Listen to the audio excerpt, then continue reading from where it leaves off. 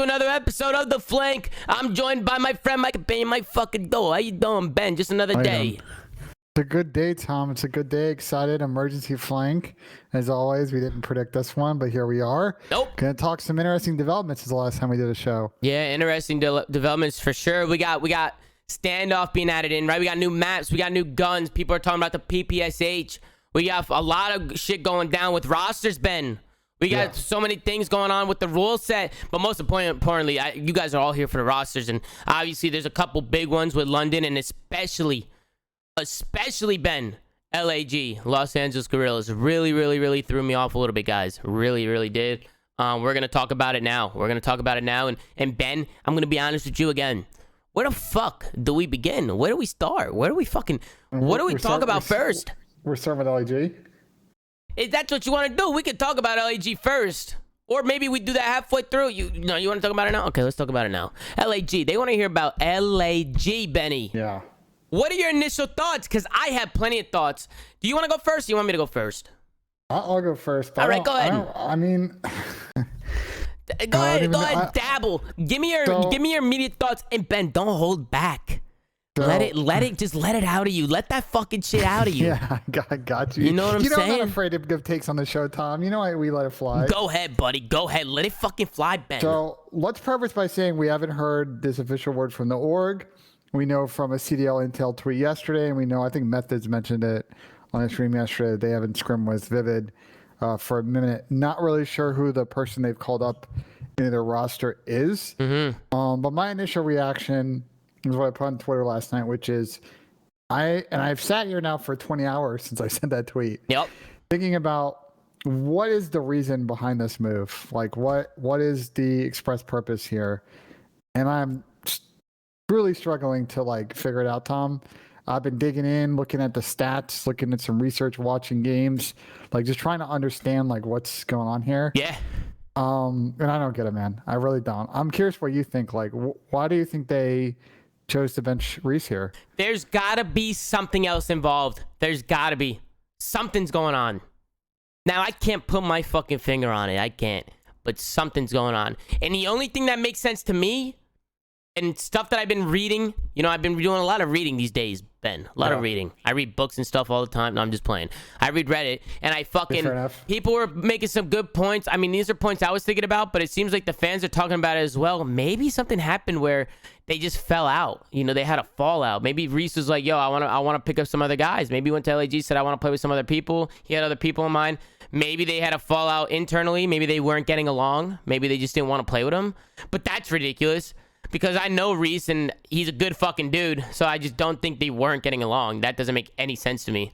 So, this blows my mind a little bit, but I feel like there's a little bit more to the story. A little bit more to the story, Ben. And I see a lot of people saying pick up Aches. If Aches ends up on this team, I'll put my head through this fucking monitor right in front of me. I'll put my head through the monitor, Ben. I'm serious. I'll put my fucking head right through that monitor until I'm all the way through. If Aches joins. If Aches fucking joins LAG. You guys gotta be fucking kidding me. There's no way. There's no fucking way. And I saw people saying try and get Aches on the show. I reached out to this fucking guy. He said, I'm gonna have to take a rain check today. But I'll do it another day. The fuck are you doing, Pat? What are you doing? You gotta take a rain check. A fucking rain check. Where has this guy been? So, a couple of things going on here. Yeah. Let's talk about LAG so far this year, right? So, the stats... Digging the stats, shout out to our boy Easy Mac, as always. Has been really clutch for providing stats. Shout out Easy Mac. For us. So, been digging into their team. And obviously, for folks who watched the last couple of weeks, it's been really up and down for them. They had that 1 week where they beat FaZe, they beat Thieves, and I was like, okay, they hadn't had the best of week before that. Mm-hmm. They were still in losers bracket, and then they got 3-0 smoked by Florida. Yeah. And my initial thoughts after stage 2 is okay. That Reese is pretty good. Silly had some great games. But as much as you and I both like Brian, aka Apathy, he is at no point in stage 1 or stage 2 been the type of player putting up numbers. And so I would have thought if they were going to make a change, that it would be dropping Apathy and picking up Decimate or someone else and sort of give it a run. So it's got to be some kind of weird interpersonal team situation with Reese Vivid. And I don't know if that's an indictment on Reese or an indictment on the org. But like from my POV, Reese Vivid's their best player. Reese Vivid is also the one player on the team. And this is no like hate on the other 3 players on the team. He's the one player on the team that I think is like a keeper right now. I think you could theoretically upgrade the other 3 roles on the team, especially in the offseason when, you know, COVID's ideally not much of a thing anymore. And people like the sunshine of LA, new stadium, like all that jazz. Yep.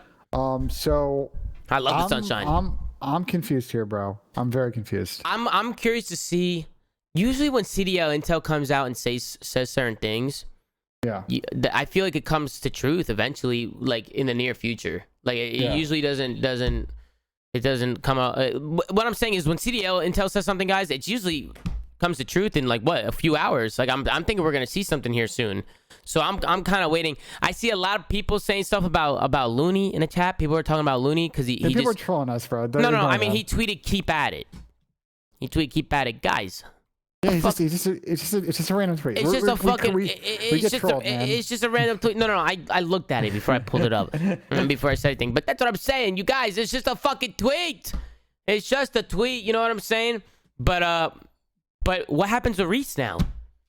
What happens to Reese? And the thing with Reese is, you can't just go to another team now and he's just gonna sit out the rest of the year. If this is true, I'm saying, Ben. If this is true. So what do you do if you're Reese? Say you're Vivid in this situation. Oh, this is great for Reese Vivid. You want to know why it's great? Why? Because he proved that he's a very good player this year, and now we could sit back and watch the repercussions of this decision with his team. They're in a very difficult group, Tom. A very difficult group with teams that they have struggled to beat over the last 2 years, and I'm including when some of these players were on Minnesota and went on that long losing streak. Yep. And so I don't see a path to them. Like what's their goal here, right? Are they trying to get in the top 6, top 8? Because I still don't see the pathway here if they replace Reese with someone off of their academy team, whether it's Exceed or Nero or Chino, whoever else. Like, I think it's still. I'm confused, man. I'm very confused. That's a good point. They're gonna bring up somebody from the academy team. It's gonna be one of those guys. It's either gonna be Exceed, Chino. Who else is it? Exceed, Chino, and who? Nero, right? Or Nero? Nero? Yeah, I think it's Nero, right? Nero, Poison, Mental. I know Mental's on there. Yeah. We'll see, guys. Honestly, we'll see. I can't put my head around it, and that just basically all I have to say is David had to have done something. Happened. There was a fallout. Something happened. I don't think it has anything to do with talent, guys. I don't think it has anything to do with talent. There's just no way based off what we just have to be honest here and just say exactly what's going on. Something's going on, Ben. You know what I'm saying? Something's not right. Well, Tom. And I kind of want to talk to Reese. I kind of want to talk to him, but the problem is, it's so hard to put it into words because it just doesn't make any sense. It just doesn't make any sense, guys. I'm sure we all had the same reaction, right? It's hard to even talk about it because what the fuck are you even supposed to say? There's something going on and we don't even know what.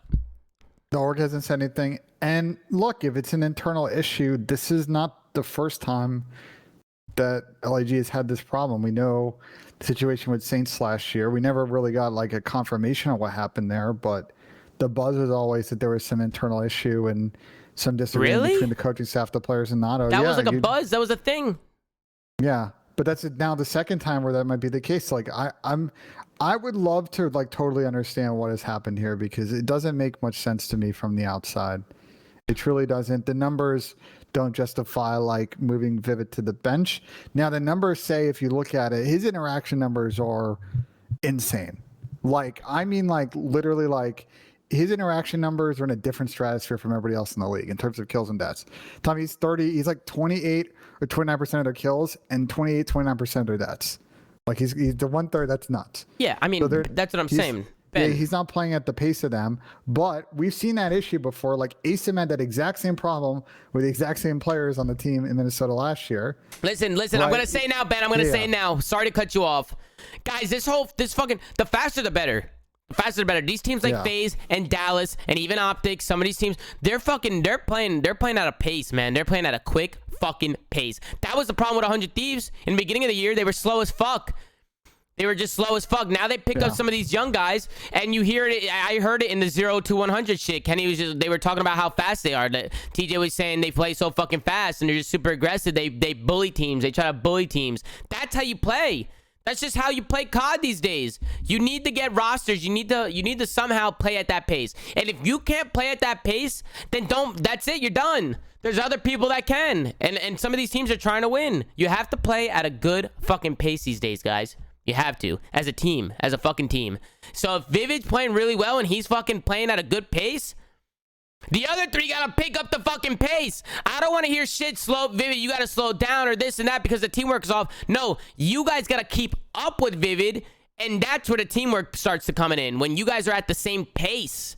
And it's always better to go faster than slower. I don't care what anybody says. Yeah, I mean, I agree, I don't care. Because let's think of the examples, and they're both from Minnesota, by the way. And you mentioned the Thieves example, too. Minnesota last year, totally different game, 5v5. ASIM playing very fast. Teammates very slow. They started losing. ASIM started playing slower. They still kept losing. Yep. Didn't end up winning in series for the rest of the year. Then this year, different players. Preston, Priesta, same problem. They started losing. He started playing slower. They went 0-6 in map count. They made a change, started playing faster, and suddenly they're playing better. Like, I agree with you. Like, pace gets you, doesn't necessarily increase the number of interactions, but it increases the pressure on the map. Can I also you say get something? in better positions. Yeah, go ahead. Because people think when I say play faster, they think just run, just play faster, just jump at them, go, just fucking go, slide. No, I'm talking about the decision making. I'm talking about the team plays around the map. They should be working together everywhere and not stopping. They should be a fucking unit just moving through the fucking map. But instead, there's players or certain teams that their pacings are off. Certain people are moving fast. Certain people are moving slow. Fucking people. Certain players don't even have a fucking go button. There's certain players who don't even fucking move to begin with, and they suck because they need to pick up the pace. It goes both ways. Obviously, there's times where you need to slow down, but that should all be done as a team. You slow down when situations get mixy. You know what I'm saying? But you should be flying. You should be doing stuff together as a team. And when you're playing teams like FaZe and Dallas and Optic and New York now and the new 100T, all these teams, Ben, with all these young players, both last year and this year, we're having a generation switch. COD is fucking a whole nother game now, guys. A whole nother fucking game. A whole nother game. Every role should be able to do every fucking role. Every player needs to be able to do everything on the map. People need to be playing at each other's pace. There needs to be a lot of teamwork. Bro, there's so much more to it now. There's just so much more. And if teams aren't working, then they need to fucking make changes. Because there's so many people, Ben, that are waiting to come up, that are star talents. I see it all the time. There's so many players in challenges. And then it's always funny. Guys, it's always fucking funny. Because then when players come up from challengers, what happens, Ben? Almost every fucking time. Almost every fucking time a player has come up from challengers, they have fucking stole the show. They're at the top of the fucking stats. Teams have completely fucking changed. Teams went from being fucking dog shit to actually competing with the best of the best with one or two changes. Now, I'm not saying everybody needs to be a fucking crackhead on the team and just pick up 4 sub players. You have somebody like Kenny, right? You move him to the main AR role and he looks fucking great. I had no doubt in my mind Kenny can run that role because I know how quick he plays. I know he's capable of making plays no matter what gun's in his hands. And that's what makes him so talented.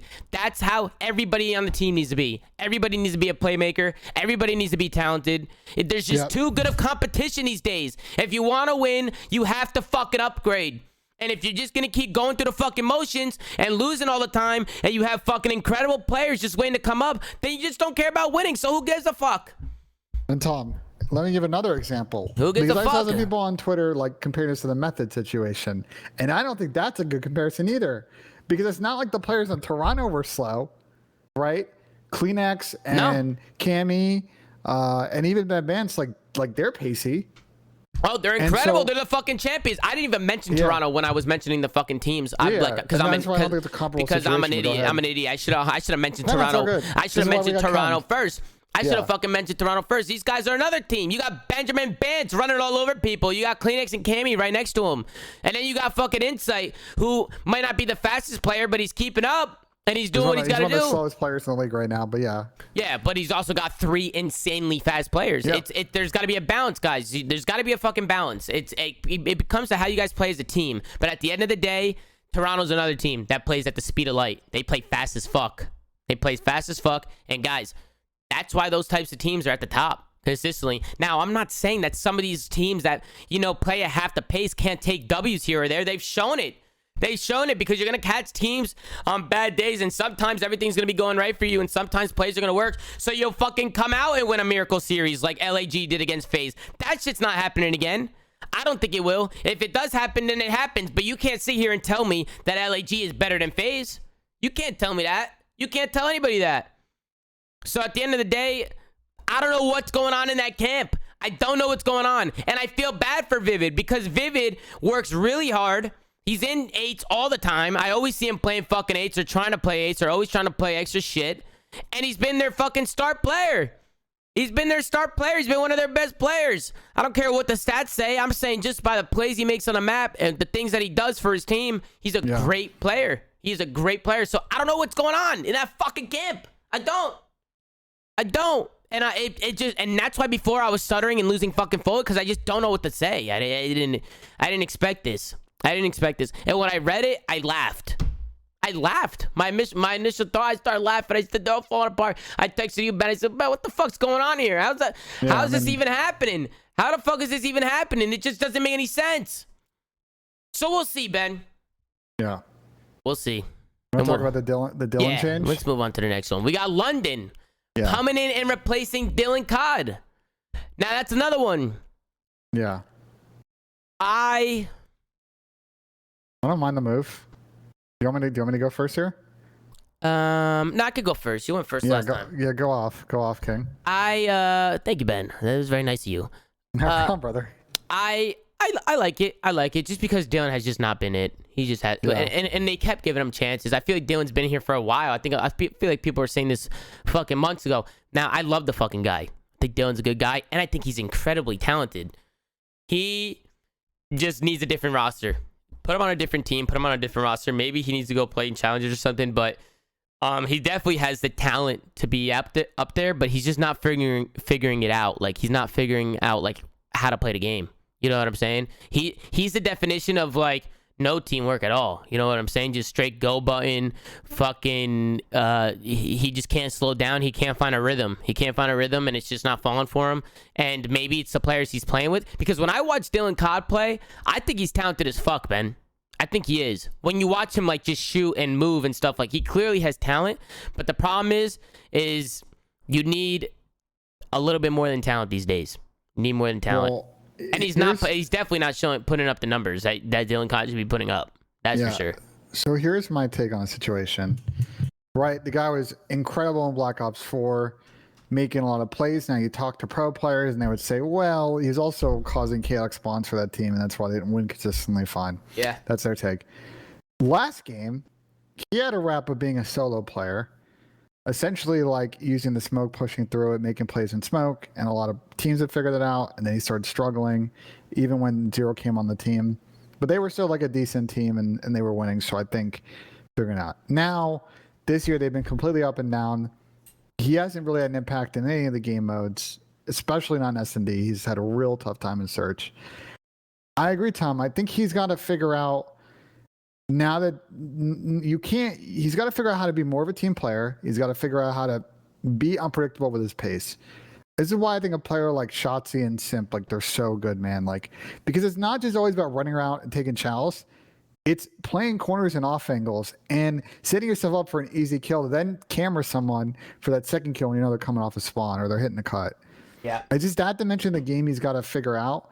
I still think he's got immense talent as a player, but he's got to add another dimension to his game because it's causing me a huge problem. You've seen it when he's played teams like FaZe, teams that really shoot back. Like his play style is not making any impact. And the way I like to say, I wish I was able to work with him. Like, you know what I'm saying? I really wish I would have been able to coach Dylan. I really think I could have made that kid fucking nuts. And the only reason why I say that is because it's basically what you just said. it's like I feel like sometimes he just needs a little bit of guidance on the map because Dylan makes the game so much harder for himself. I don't think he realizes that. It makes it harder for the team too because he ups up spawns a lot. Like this guy has so much talent, but he would be dropping numbers if he just actually really paid attention, like really played with his teammates, really worked off one another. It's like, and you got to think they've been telling him. I don't know.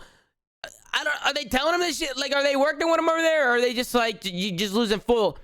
I just feel like I haven't seen any change in his game. I just feel like I haven't seen any change in his game. With my game, Ben, throughout the years, I was always changing it. I was always trying to develop. Because you're getting roasted by Ian, Clay, and Chris when you know, as all players when you do dumb shit. But you would change though. But that's what I'm saying though. Yeah. It's the fucking change. And if I still wasn't performing well, at least they saw that I was trying to change. Yeah. You know what I'm saying? So sometimes you have to fucking change your gameplay.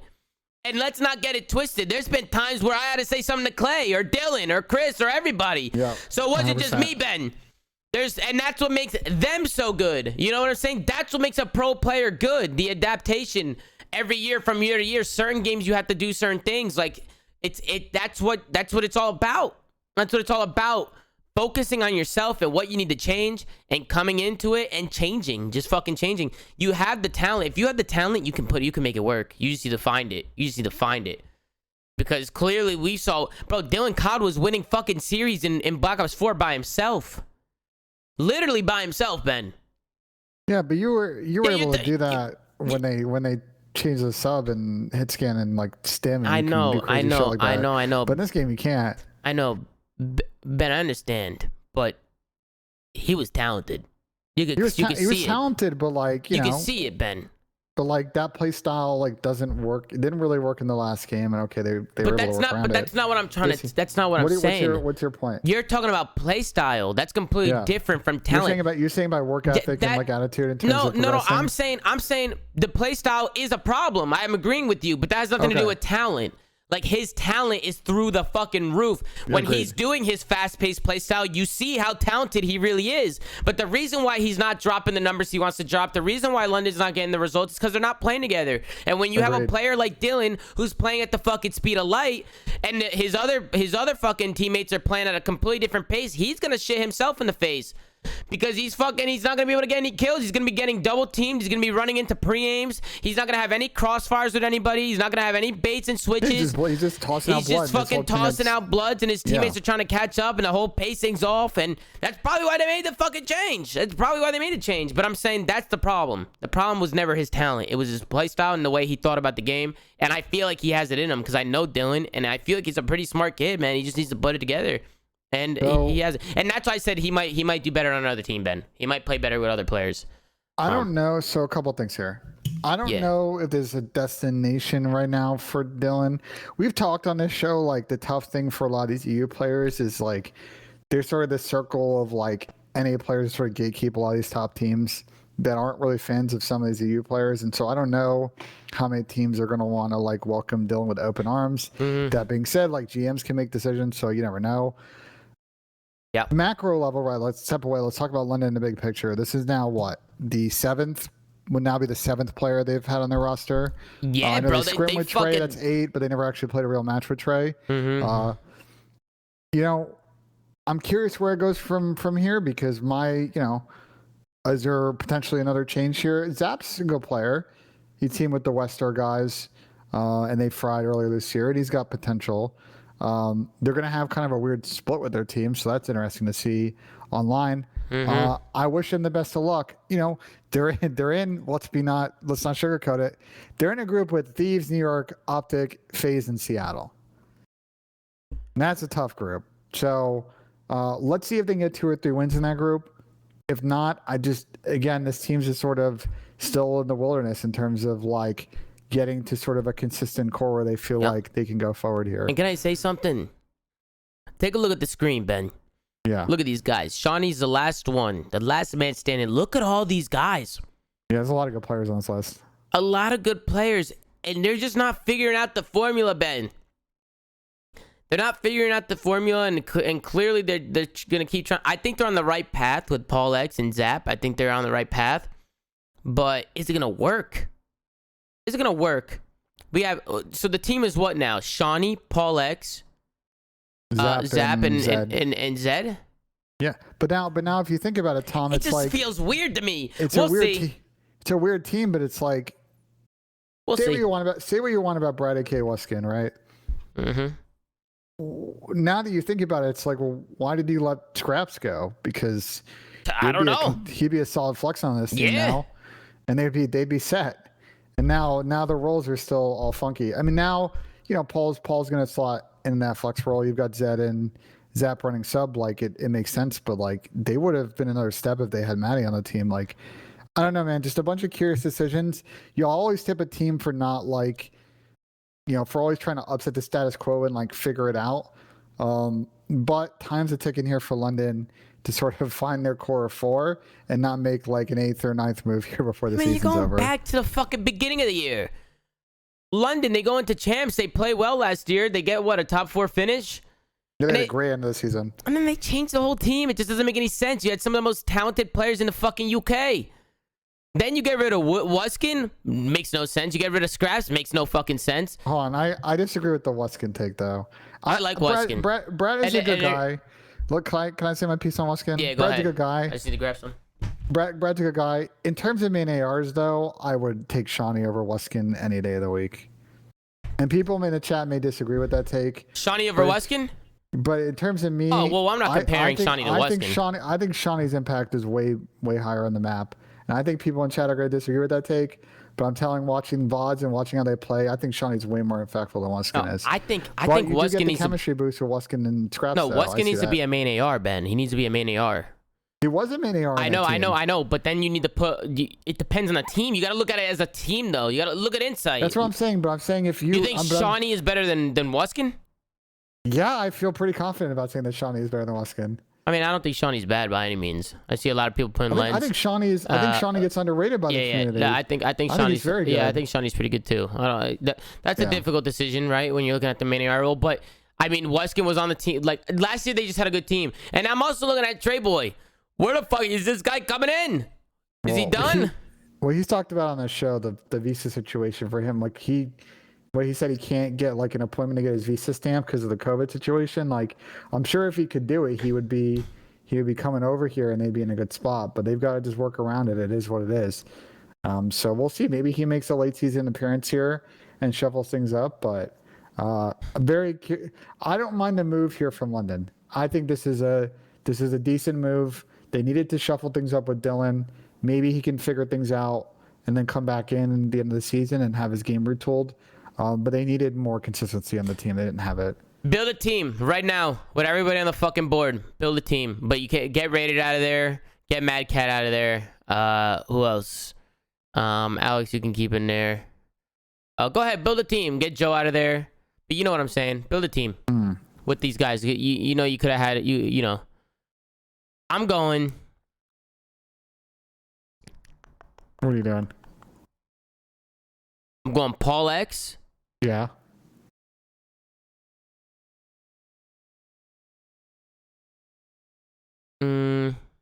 Scraps, 100%. Yeah, no, I'm 100% Maddie. I'm thinking the other way though. I'm thinking who do I put with Paul X? I want him on a sub. Who do I put with him? Then it's Trey, Maddie, and then I was gonna do Maddie. I'm gonna go Trey, Maddie, Woo, and Paul. That's what I would do. Okay. I would start with that. Sub players on the team. I would start with that. No, because then you have Trey. Trey plays. Paul X is a fast sub. Trey can play at a pace. I've seen Trey do it. Trey's an okay sub. Trey's way better as a flex player than he is a sub player. Yeah, but I'm saying I think the sub might fit Trey in this game. Honestly, I can see him running a sub. I think it's a pre-aimed fucking. No, type. What this team needs is like Decimate on the team. It's like they need like a real good North American like flex player or sub player. I mean, this and is plus what a much better flex player than a sub player. This is how I'm thinking about it as a chemistry like team overall with all the players that I'm seeing. They don't have to all be you players. I know. But I don't listen. Yeah. I'm saying based off what I'm seeing up here and who I had to choose, I would start with that. Okay. I would start with Trey, Paul, Maddie, and Woo. and then I would see where it goes, and then make changes accordingly. Because sometimes I'm not choosing this team and being like, this is gonna 100% work. I have that team would be so slow. I know, no. Listen, first of all, I know Trey can play at a pace. I know Paul X can play at a pace. And Matty is more than well. Matty's game has evolved so much, Ben. Have you been watching Matty? Matty's been excellent this season. He's been fast. He's been fast. He's been baiting. He's been talking with his teammates. His small talk is good and listenings.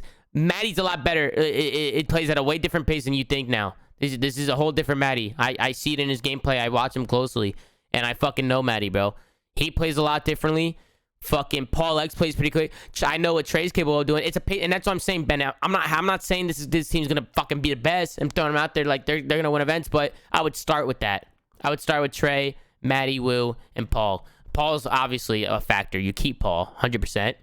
I want Matty and Wu because I think Matty and Wu can do some good things.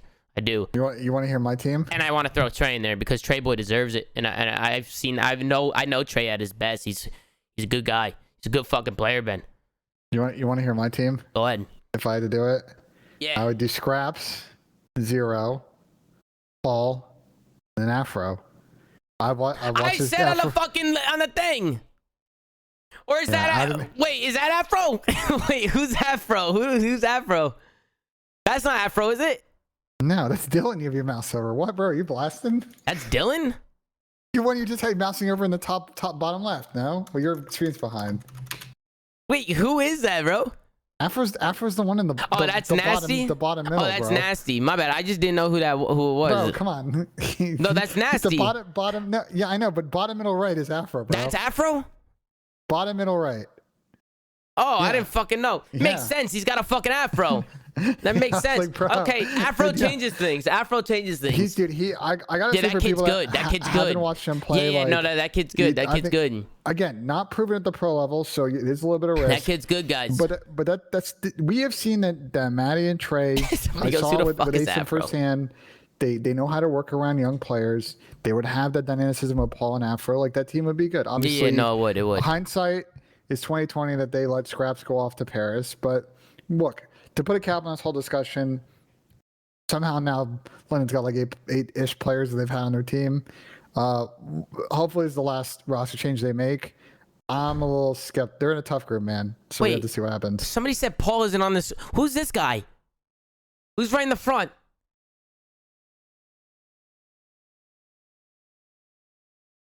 Swizz?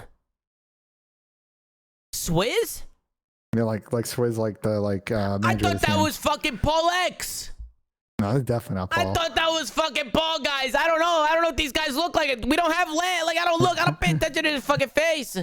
Tommy's gotta go to land and meet a lot of these new kids. I watch the maps and I get off. I don't watch I don't look at their face cams and shit. I really don't. This is fucking. I thought this was Paul X, guys. Wake up. Oh no, bro. We got Ziddy coming in. Wait, hold on. User was moved to Ziddy. What's going on, Ziddy? Do me a favor, Zin. Who's this on the screen? Go to my stream. Have you been watching? Yeah, I know it is. Well, I mean, I was watching the stream a little bit, but that's Nasty, and then that's Afro, bottom right. No. Who's in front of Afro? That's the GM, Swizz. I didn't know that. I didn't know who that was. Have you never met? You've gone to a million events. You've never met Swizz? All right, hold on. No. I want to make my team. Go ahead, make your team. So Trey main AR. Yeah. Afro SMG. Yeah. Nasty SMG. Okay. Matty Flex. That's good. It's pretty that's good. a good team. That is a good team. That is a great team. Good job, GMs in. I love See, if I knew who these fucking guys were, it would have been I would have made a different team. Hold on, go off, now. Go off. Awful team. Listen, I think if I'm choosing a flex, I'm going Scraps by Paul by a little bit. I think Matty's disgusting at this game. Scraps as Matty, guys. I pick Scraps. Zero as main AR. Scraps as second AR. SMG is Nasty and Afro. Yeah, I like that team. It's a good team. SMD could be a little funky with that team, but they're going to be that would be a great respawn team. You know that. Yeah, no, definitely be a good team. That would be a good team. And Matty's got a wop. Matty and Trey. Wops, you haven't seen a wop from Trey this year, but last year, I gotta read this one. Search. Meanwhile, Wuskin got T4 ahead of you, Zinni. Knocked you out, right? What the fuck does that mean? Sorry, you gotta put Wuskin beat me. He's on a roster. What do you mean? Because I didn't pick Wuskin on roster. You know what? Put Alex on the team too, and Dylan, because they beat me as well. You fucking prick. Yeah. I mean, guys, let's be realistic here, guys. You know what I'm saying? That has nothing to do with that. What Zinni just did, like how Zinni's played against all those guys has nothing to do with the team he just made. That doesn't make any fucking sense. It doesn't make any sense, guys. Weskin should be on a roster. I agree. Yeah, Weskin's a good player. Listen, we don't have enough we don't have enough teams. It's we don't. Yeah, we don't have enough teams. We talked about this all the time. A lot of this conversation wouldn't be happening. Yeah, we talk about this all the time. Let's talk about this. Let's move on over. We got an update for Control. They're going back, guys. They're going back to the old rules. Hold on. They're going back, but they're also going forward. Yeah, I mean, you didn't let me finish, but you can go. Yeah. So, sorry for cutting you off. No, you're good. I cut you off all the time. I deserved it. So they tried out sort of going with the new controllers, right? So you had the new overtime, which they're keeping, but they had the control where you get 20 seconds per tick. And the pros tried it out, and it wasn't great. No overall feedback. I thought it was shit. So they've gone back to the old time split. I think this is great. The overtime rules are way better now. Zinni, I'm not sure because it's not clear from this. Let's say like teams are tied on ticks. Like, what's the next tiebreaker? I have no idea. I assume it has to be kills, right? I'm not in the same chats I was a month ago. You know what I'm saying? They got you out of there then. I'm in the dark a little bit now, Tom. I No find way. out through the grapevine now. No fucking way. You got to be fucking kidding me. If there's any pros in the chat or people that are in contact with the devs, and let us know what the second tiebreaker is. I assume it's kills. Kills. It's got to be but kills. Know. What else would it be? Has to be kills. There's nothing else there unless they go off other shit like damage or something. I doubt that. Has to be kills. I hardly doubt that. Regardless, it's the best of both worlds with the new change to control. I like it. Hopefully, we see more offensive wins with these new rules. Controls interesting. I don't know what your thoughts are, Tom, but I think this is the right play. No, I think it's a good play. I like it a lot. I hated it when they moved it to extra time based off every tick. It was awful to watch. I hated it. I hated watching it. And then they would people would cap a point and they would just have so much time and they just played for kills and it was so bad. It made it so much worse. So I'm happy they went back. They realized it quick and they made the change. And there's nothing wrong with that. And that's what I like, the fact that you could try and error different things, and if it doesn't work, then switch it back.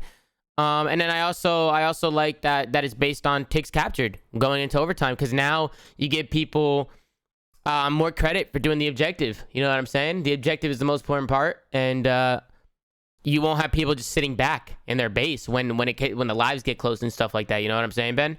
So people I agree. People are going to be turn to TDM. It's way better. Yeah, it's just way better. It's just way fucking better. So I like the control change. What do you guys think in the chat, man? You think W's or L's? I'm going straight W on the changes, man. What else do we have, Ben? We have some changes coming in. We have talked about on this show a million times. What if we get standoff in the game? And Tom, you know what? Looks like we got a peek at what's coming up with the next season of COD, and you know what's coming in the game. Can I say something, Ben? Yeah. I think that was all me. Okay, bro. I think standoff was all me. I think it was. I think it was me, guys. I really do. Let's get a Woo Mafia in the chat. We did that. Let's get a Woo Mafia in the chat. Let's get a Woo Mafia in the chat. Nah, we did. That was all me. All right, guys. I'm just fucking around. Clearly, it wasn't all me. A lot of the pros have been talking about this, Ben, about getting standoff in. So I'm sure they got a lot of feedback from the pros. I'm sure they talked to a lot of the players. Hold on, let's be realistic. This shit was probably decided before the game even came out. Oh yeah, probably. It takes a while to over test it. Yeah, no, 100%. 100%. The only thing is, there's no way it doesn't replace Apocalypse, right? I think it replaces Apocalypse, Hardpoint, and Checkmate Search, right? Yeah, this is what I want to talk about then. So Checkmate Search 100% should go for standoff. Here we go, the Apocalypse Defender. Let's hear it, Ben. No, but I was gonna ask you guys, like, I don't know what Hardpoint and if Control and go on that map, like, what two maps need to go? Because I'm curious. You think you would get rid of Apocalypse? You really don't like that? You don't like that map? Hardpoint over what other map is worse than fucking like what's the next worst map? Checkmate? I hate watching Checkmate Hardpoint. I don't think Checkmate Hardpoint's fundamentally horrible map. I kind of like Checkmate Hardpoint, actually. I kind of do. People saying Garrison. I think Garrison's a good Hardpoint. No, Garrison needs to stay. Garrison might be the best Hardpoint map in the game. No, Garrison needs to stay, guys. Garrison needs to stay. Raid obviously want to keep. And Checkmate, I guess it's between Checkmate and APOC. Maybe it is Apocalypse. Maybe it is Apocalypse. Maybe it is. You might be right, Zen. But regardless, who gives a fuck? Standoff is in. This map is lit. Guys, standoff is fucking lit. Bro, just watching that map just makes me happy. It just makes me fucking happy. Like, you guys think there's a world where it doesn't work in this game? No. Just like, if it play, No, well, hold on. Yes, there's definitely a possibility. I mean, it'll work. We've had like old maps added, and then for whatever reason, the mechanics of the game and how spawns work, it just doesn't work off. It's rare. I mean, but I'm saying, standoff's a big enough map where I feel like that's not an issue though. No, I'm saying if it's the same standoff, it's not the same standoff with the same spawns and shit. They're not mimicking the fucking thing.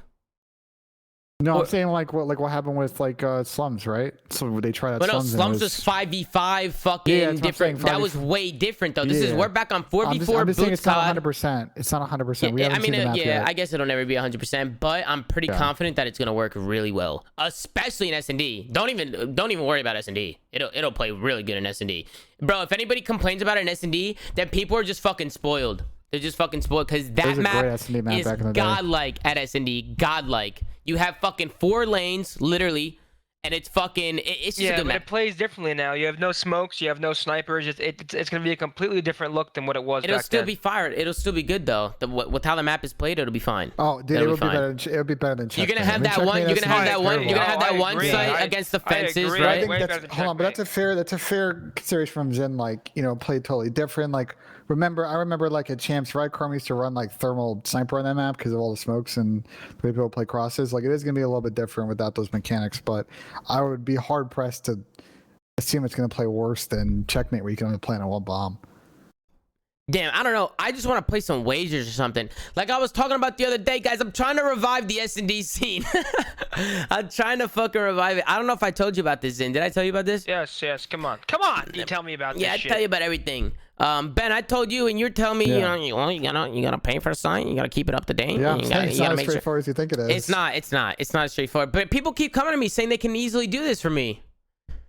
So now I'm starting to think. Yeah, people are gonna promise you the world, but can they deliver, Tom? I don't know, Ben. That's why I only talk to you, because I trust you, and you're saying the opposite. You're gonna say I want to build a website, and suddenly every person on planet Earth's gonna come out and say, "Oh, if you toss me a couple of G's, I got it for you." And then they'll take your money and run. So you're saying you want to be paid?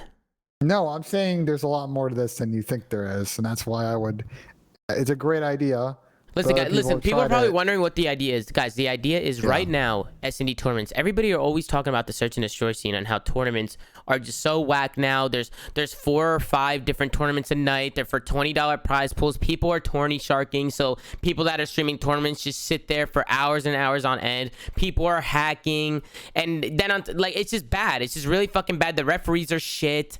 So I was thinking about hosting like 1 or 2 tournaments a week with a big prize pool. That way everybody can stream it. It's just 1 tournament a day, right? So you can't be in another tournament. You're done. It's a big prize pool. You enter this tournament. If you're in another tournament, you're done. If you're tourney sharking, you're done. Yeah. I got no time for this shit. We're setting it right off the bat. If you're fucking delaying time, you're out. You're fucking out. This is like a fucking main event, main stage. Like, we're going big time.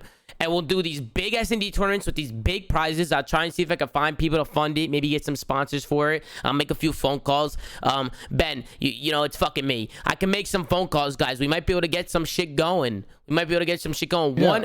One event, like, think about like 1 or 2 like big S&D tournaments a week. Big ones. Fucking big ones. And think about the content. You'll have all the S&D players starting to stream their content. It'll start getting way more attention. People might even start getting known in S&D again. I came up in S&D, guys. I went professional for playing in S&D tournaments. That's how I went pro.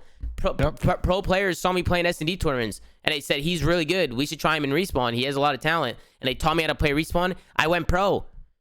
That's such a great idea. It's such a great idea, and obviously there's a lot more to it, right? To make a site and to get like a whole money system thing going on with it, and like how like UMG does it and Game Battles does it and whatever. So I was talking about maybe hiring somebody to build it for me, and then, you know, getting that stuff. But Ben was telling me other stuff about how, you know, you got to cost money to upkeep it, and you got to fund the prize pools. How are you gonna do that? You got to hire refs. Like, you got to pay for hosting. It's complicated. But what I would say, Tom, and you know, I think in order to make this work, we've got these great CDL franchises now. If they buy into this, Tom, you've got CDL franchises running.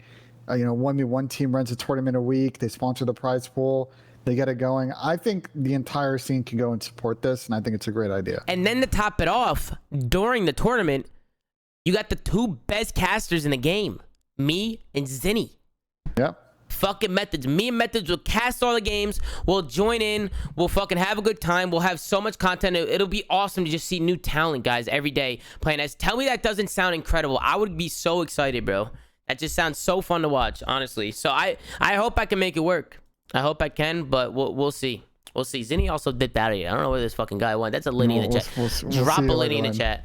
Drop a Linny in there. But Ben, what do you want to talk about next? We got some changes coming to some guns I saw. Yeah, your one of your all-time guns, the PPSH, Is coming back. it's coming back, bro. You like that? And then what is this? Changes to the Krieg, FAR, SMG sprint speed, and AR barrel attachments coming. Patch notes tomorrow. Yeah, I'm curious to see what happens here. Like speed grip right is a little bit bugged right now. I think they need to probably fix that. But curious to see what other What's the most buggy thing about it? Tell them about it. Well, I think you just get that there's an inconsistent speed boost with it, right? The timings are just so weird. I'm saying people don't know what the fuck you're talking about. Let them know. Let him know. RJ said Len. He said he's not bugged at all. RJ said it's not bugged at all. I saw a lot of people talking on Twitter and Reddit that the speed grip is effed up. So let me know if that's not the case. He put bugged with a bunch of question marks twice. I think RJ's. I think RJ's calling Fugazi. I think RJ's calling Fugazi here, guys. Can we drag RJ? You want to come in and explain like what you think? Oh, he's got to come in now. He's got to come in.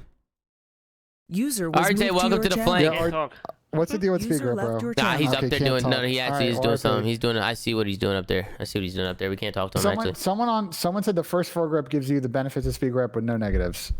Okay, that makes sense. Yeah, I mean, regardless, we'll see how it goes. We'll see how it goes. But what do you think they're gonna do to the Krieg and the FAR? You think they're gonna nerf him? Think they're gonna make him worse? What if we see a buff to the FAR and a nerf to the Krieg? I feel like the FAR might actually make it in if they actually like buff it a little bit more.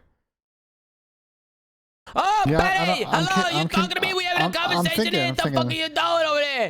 Go, we gotta let in the chat. Let's get a fucking let in the chat. Bro. It's 420. Are you faded? Here's what I'll say though: if they buff the problem with the burst guns is like as much as you buff like the burst guns, then they become too good and everybody uses them, and then you get 4 FARs on the map. So again, very curious what tweaks they're making here, both to attachments and to the guns.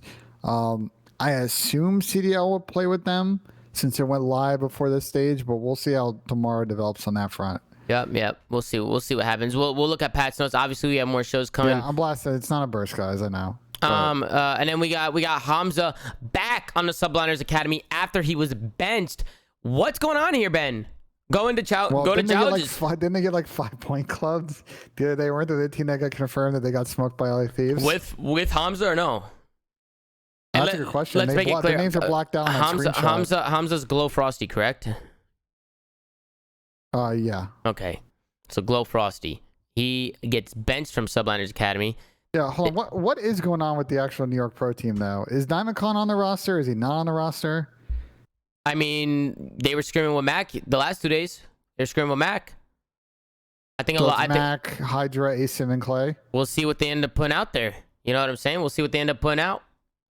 This is all on them, guys. This is all on them. And no, it's not Intel. Stop saying Intel. Guys, we watched scrims. We watched scrims yesterday, guys. We watched a fucking map of the New York team scrimming. We've known this shit. We've known this shit, guys. So I don't know what they're doing. But they've been playing they played with Mac the last couple days, right? And they've been looking good. They've been looking really good. I've been watching them. I haven't seen their scrims. You've been watching the scrims? They've been fine? I watched a map on stream the other day. I don't know who was in here, but they let me watch last map of the scrim. And they looked really good. And Asim's unbelievable, as always.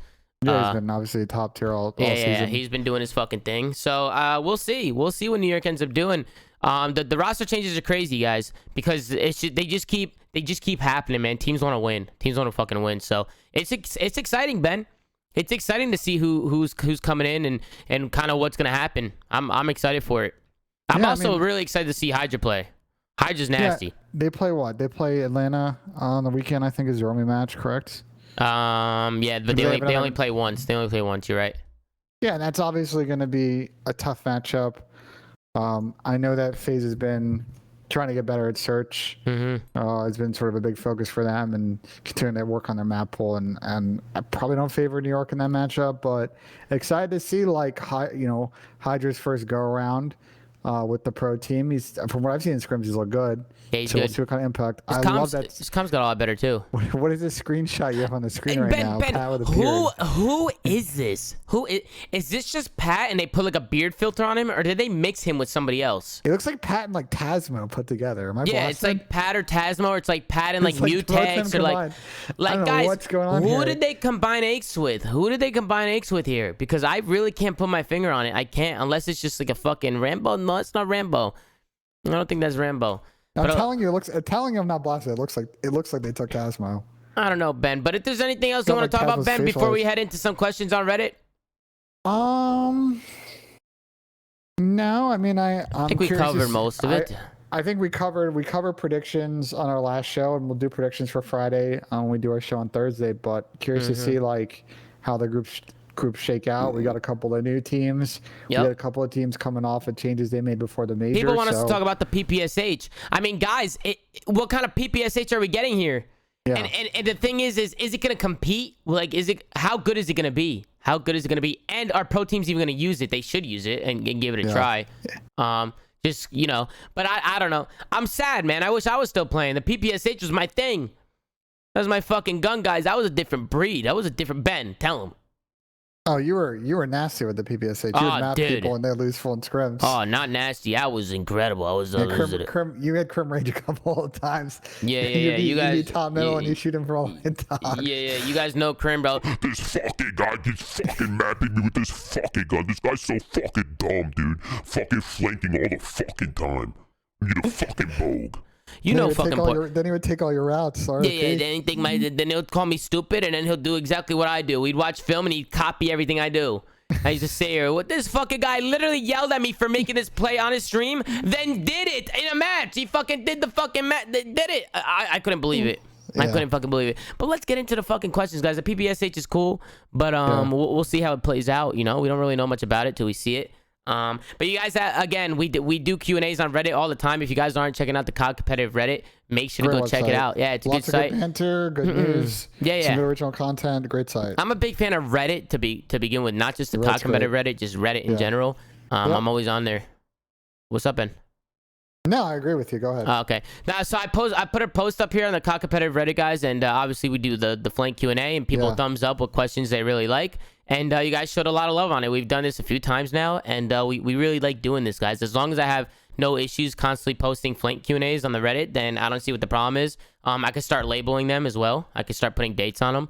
But thank you guys for submitting all these questions, and we're going to go through some of them, and we're going to answer them, Ben. We're going to fucking answer these questions as quick as possible and try and give you guys the information that you came here for the flank. Yep. First question. Based off what Silly said yesterday, does YD mean yesterday the players didn't have a say in who gets dropped / benched from your professional experience? How true is this? Did he say that? Is that true? I don't know. It's the highest thumbs up fucking thing on it. I didn't see a tweet from Silly that said that, but like, do you want to go first and kind of respond to this? Based off what Silly said, the players didn't have a say in who gets dropped / benched from your professional experience. How true is this? This is what I'll say. In the past, it was always the players. Always. There was never a team change unless the players wanted it. If the player, even if the management fucking hated the guy, listen, you gotta let us play with him. He's a good guy. He's a good player. We need him. They'll let it be. Different ball game now. Different ball game. We're in franchising now. Teams have spent $25 million on a spot. It's a lot more professional. It's taken a lot more seriously. They don't got time for bullshit. They don't got time. Nor do I don't blame them. I don't blame them. If you can't just try and big dick these guys anymore. You have these big fucking contracts. They're 30 pages long. I don't even know what the fuck I was reading half the time. I had to have somebody read it for me because, I'm looking at this and I'm like, what the fuck is this? We're going from 2-page contracts to 30-page contracts. These are no joke, guys. These are no joke. And you're not going to be able to pull fast ones on people. You're not going to be able to big dick your way through things. Players can't just demand what they want. You got to be professional. You got to be professional, and you need to have a relationship with the people and you're managing your team. And if there's ever problems, you guys communicate. You just got to communicate through it and do it the right way. But you can't just be a fucking dickhead asshole anymore. Unless you're legit simp. You know what I'm saying? Like, unless you're like literally a fucking god, then you dictate. You know what I'm saying? It depends. It depends on the player. It depends what's going on. But at the end of the day, it's a lot more professional now. And a lot of these management, a lot of these teams don't give a fuck. They'll do whatever the hell they want to do, and you can't stop them. They have full control. So I found the tweet from Silly, and I linked it in the TeamSpeak if you want to pull it up. Okay. I echo your sentiment from talking to GMs and coaches and players in terms of like how some of these roster moves have happened the last like 2 years. Is definitely a little bit more of like a collective process in the past where the management go to players and be like, who do you want to get? And okay, we got them. This tweet's fugazi. This tweet's fucking fugazi. But I disagree with this tweet because like a lot of team changes go now. It's like management's got a short list. They go to the players and say like, who do you want? They say, okay, let's go for X, and they try to get X, and X isn't working to get Y. Yeah, it's still a collective process of the players. You don't want to just like drop someone in. They've got like negative chem with the people on your team. Like that's dumb. I mean, he's just wrong though. People tweet like players bench other players, laugh my ass off. That never happens. That always happens. That always happens. That still happens. It still happens. Like players aren't getting along, and then players try and get other players dropped. And it happened with Gunless last year on Chicago. Yeah, and usually the best player keeps the team. Usually the player that's just better just gets to make the decisions. Like that's usually how it works. So I just don't agree with it. I love Justin, guys. Like Justin's a good guy. He's a fucking man. But Justin, what the fuck is this? This don't make any sense, Justin. Now maybe he's a little, you know, obviously he's reading stuff about Vivid and stuff like that, so he's gonna come out and say things. Now I'm not saying that Silly went out and dropped Vivid. You know what I'm saying? So Silly might be a little defensive here because he doesn't want people thinking he did that when maybe he didn't. You know what I'm saying? He might not have had a decision to do with this Vivid shit, or he might not have had any input on this Vivid stuff, which I could definitely see. I could definitely see management being the ones making this decision on Vivid. You know what I'm saying? So, but your tweet was just not true though, Justin. Like this is just not true. It's not. This happens all the time. Certain players get annoyed. People have egos. They start bitching and moaning to the management, and next thing you know, bada bing, bada fucking boom, Ben. New team. Yeah, that's how it goes. All right, next question. Next question, Zoomaa. Do you have an idea how the communication between the players and developers is? We are not getting standoff till later in season 3, which won't be in rotation in stage 3, which sucks since there needs to be more maps. However, we also seen the changes made in control, which is good to see. Communication has been good this year. I think it depending on the developer, you know, communication is always different from year to year. But one thing about the league, like the COD League and Treyarch and the developers now, I feel like they've been talking to the players a lot. I feel like they definitely talk to the players a lot. I feel like they're always trying to hear them out. They're always trying to. I know they have group chats and stuff. Whenever there's something wrong, players are going to drop in a chat what they want changed or what they want wrong. They have meetings. They talk about things. Now, sometimes I feel like things might be talked about and they're not changed. Sometimes they are changed and it just takes them a while to do things. But at the same time, it's very difficult when you're developing a game and with the coding and everything. Like some of these changes that people think are so easy are really not. But I don't know who, you know, some of these decisions, I really don't know how they make them. Like the standoff, like coming in so late, I would have put standoff in the beginning. But they've got to develop the map. You know, like it's not map development's not an overnight process. Yeah. You know? Well, I mean, it's an old map though. You got to test it. You got to get the textures, all the art put in, and then you got to test it again. This is like a lot of layers. But from what I've heard, the communication's been good. The league and the developers have been really good at going to players and say, hey, let's try out this new rule. If it doesn't work, we're not going to try and force it in. If it works, great, let's figure it out. Like, I haven't seen a lot of players complaining about that on Twitter or in private. So it sounds like it's been going well. Somebody put in the chat the map was already developed, though. I mean, it's kind of true. Yeah, but you can't just take a map from one. It's not how that works. I know. But you would think, you know, I don't think it was a difficult process for them, is what I'm saying. But they've got to, they probably, you know, you have to think about like, okay, well, let's say this, Tom. Black Ops 2 wasn't built for 1080p resolution. No, I know. So I understand. I understand. I get it. Yeah. I personally think at least we're getting it in game, so like that's a fucking W for me, guys. You know what I'm saying? Like we're getting standoff. Period. We're getting standoff. They listen to some of the people coming in, and so let's be grateful. You know what I'm saying? Let's be fucking grateful. We got Joey D. He's coming in the chat. He said he's here. Let's drag him in. Let's fucking drag him in. Let's get Joey D in the next here. Joey! What's good, brother? Hey, boys. Joey D. We got Merc in the live on the flank, ladies and gentlemen. Let's give it up. Let's get a work in the chat. Oh, we Wait, hold on. live. Yeah, we're live. We're talking about some things. We're talking about standoff right now. How you feeling about that, Joe? I'm a big standoff guy. So am I, Joe. So am I. I don't know how to play in control though. It's a weird map.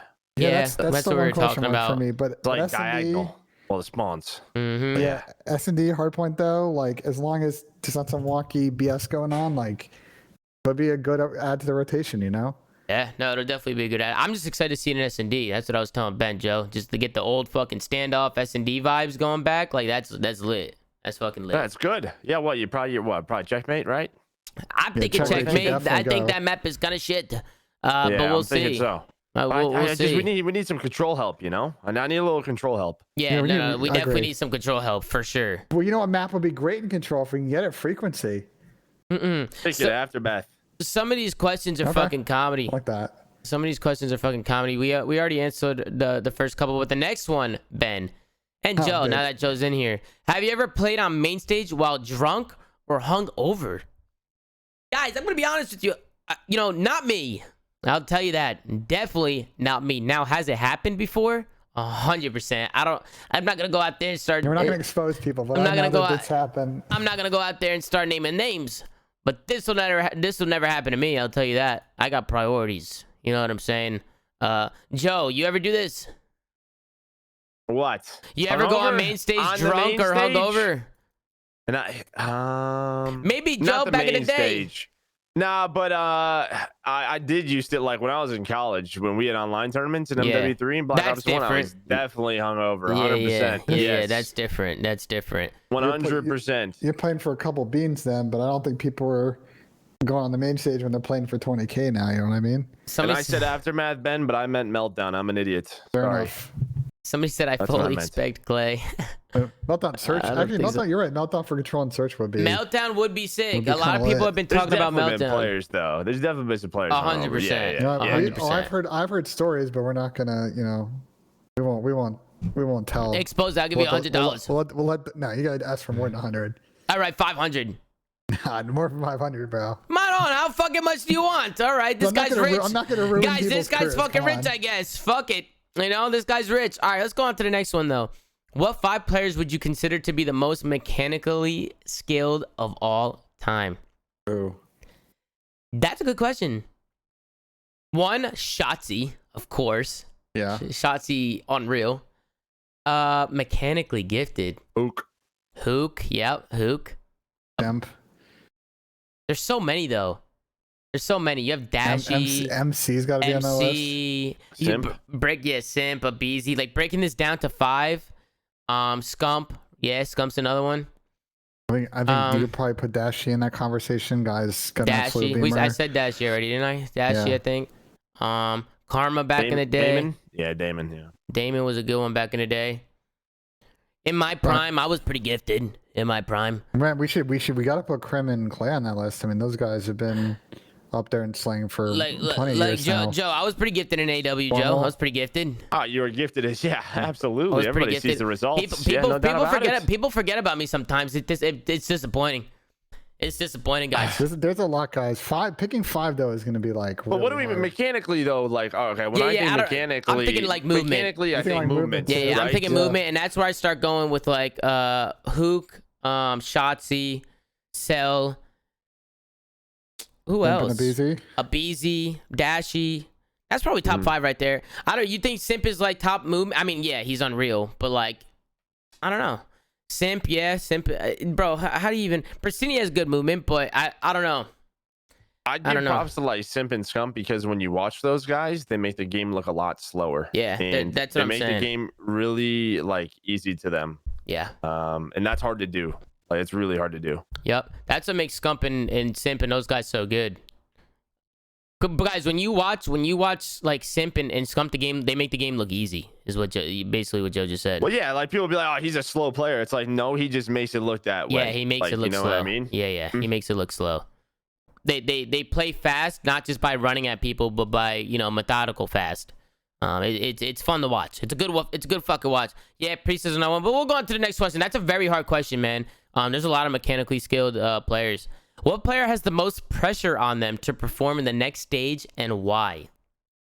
It's a good question. Hydra. I just a good one. That's totally a good one. Unfair That's a good to one. toss his name out in the mix there, but No, that's definitely a good one. People That's put definitely a good pressure. one. I saw someone to reply to that put on Temp. That's fair, and I also think someone put Havoc on there is also another fair one. I would even you can pick literally anyone that for A lot of people are saying Envoy. A lot of people are saying Envoy. Pressure? Envoy, I don't know about that. Yeah, I don't know. Pressure means like to me like you mess up your drop. Yeah, or yeah. potentially, That's what I'm thinking. Not changing. No, definitely not. That's what I'm thinking too. I think the LAT's roster. I mean, you get top 6. Yeah. Those guys too. Some of those guys. I mean, that's an org that it wants wins.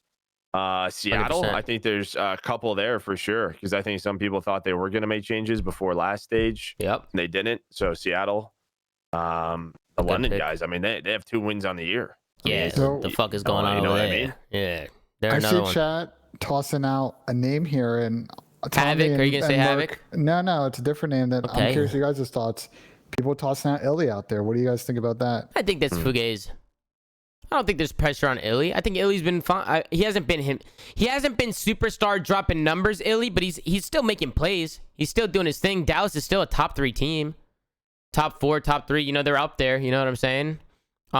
In terms of pressure, I think there's other names that we can put up there. Illy has been bad. I think Apathy is a good one. Someone put that in chat. I think he's been one of the weaker flexes, but I think that it's hard to argue a 2nd and 3rd place. It's also hard to argue like that team agree. has a different mindset, a much different mindset, the way they look at things. And I mean, that's just between Dallas. Like they want to be the best for the championship, the world championship. That was all year last year for them too.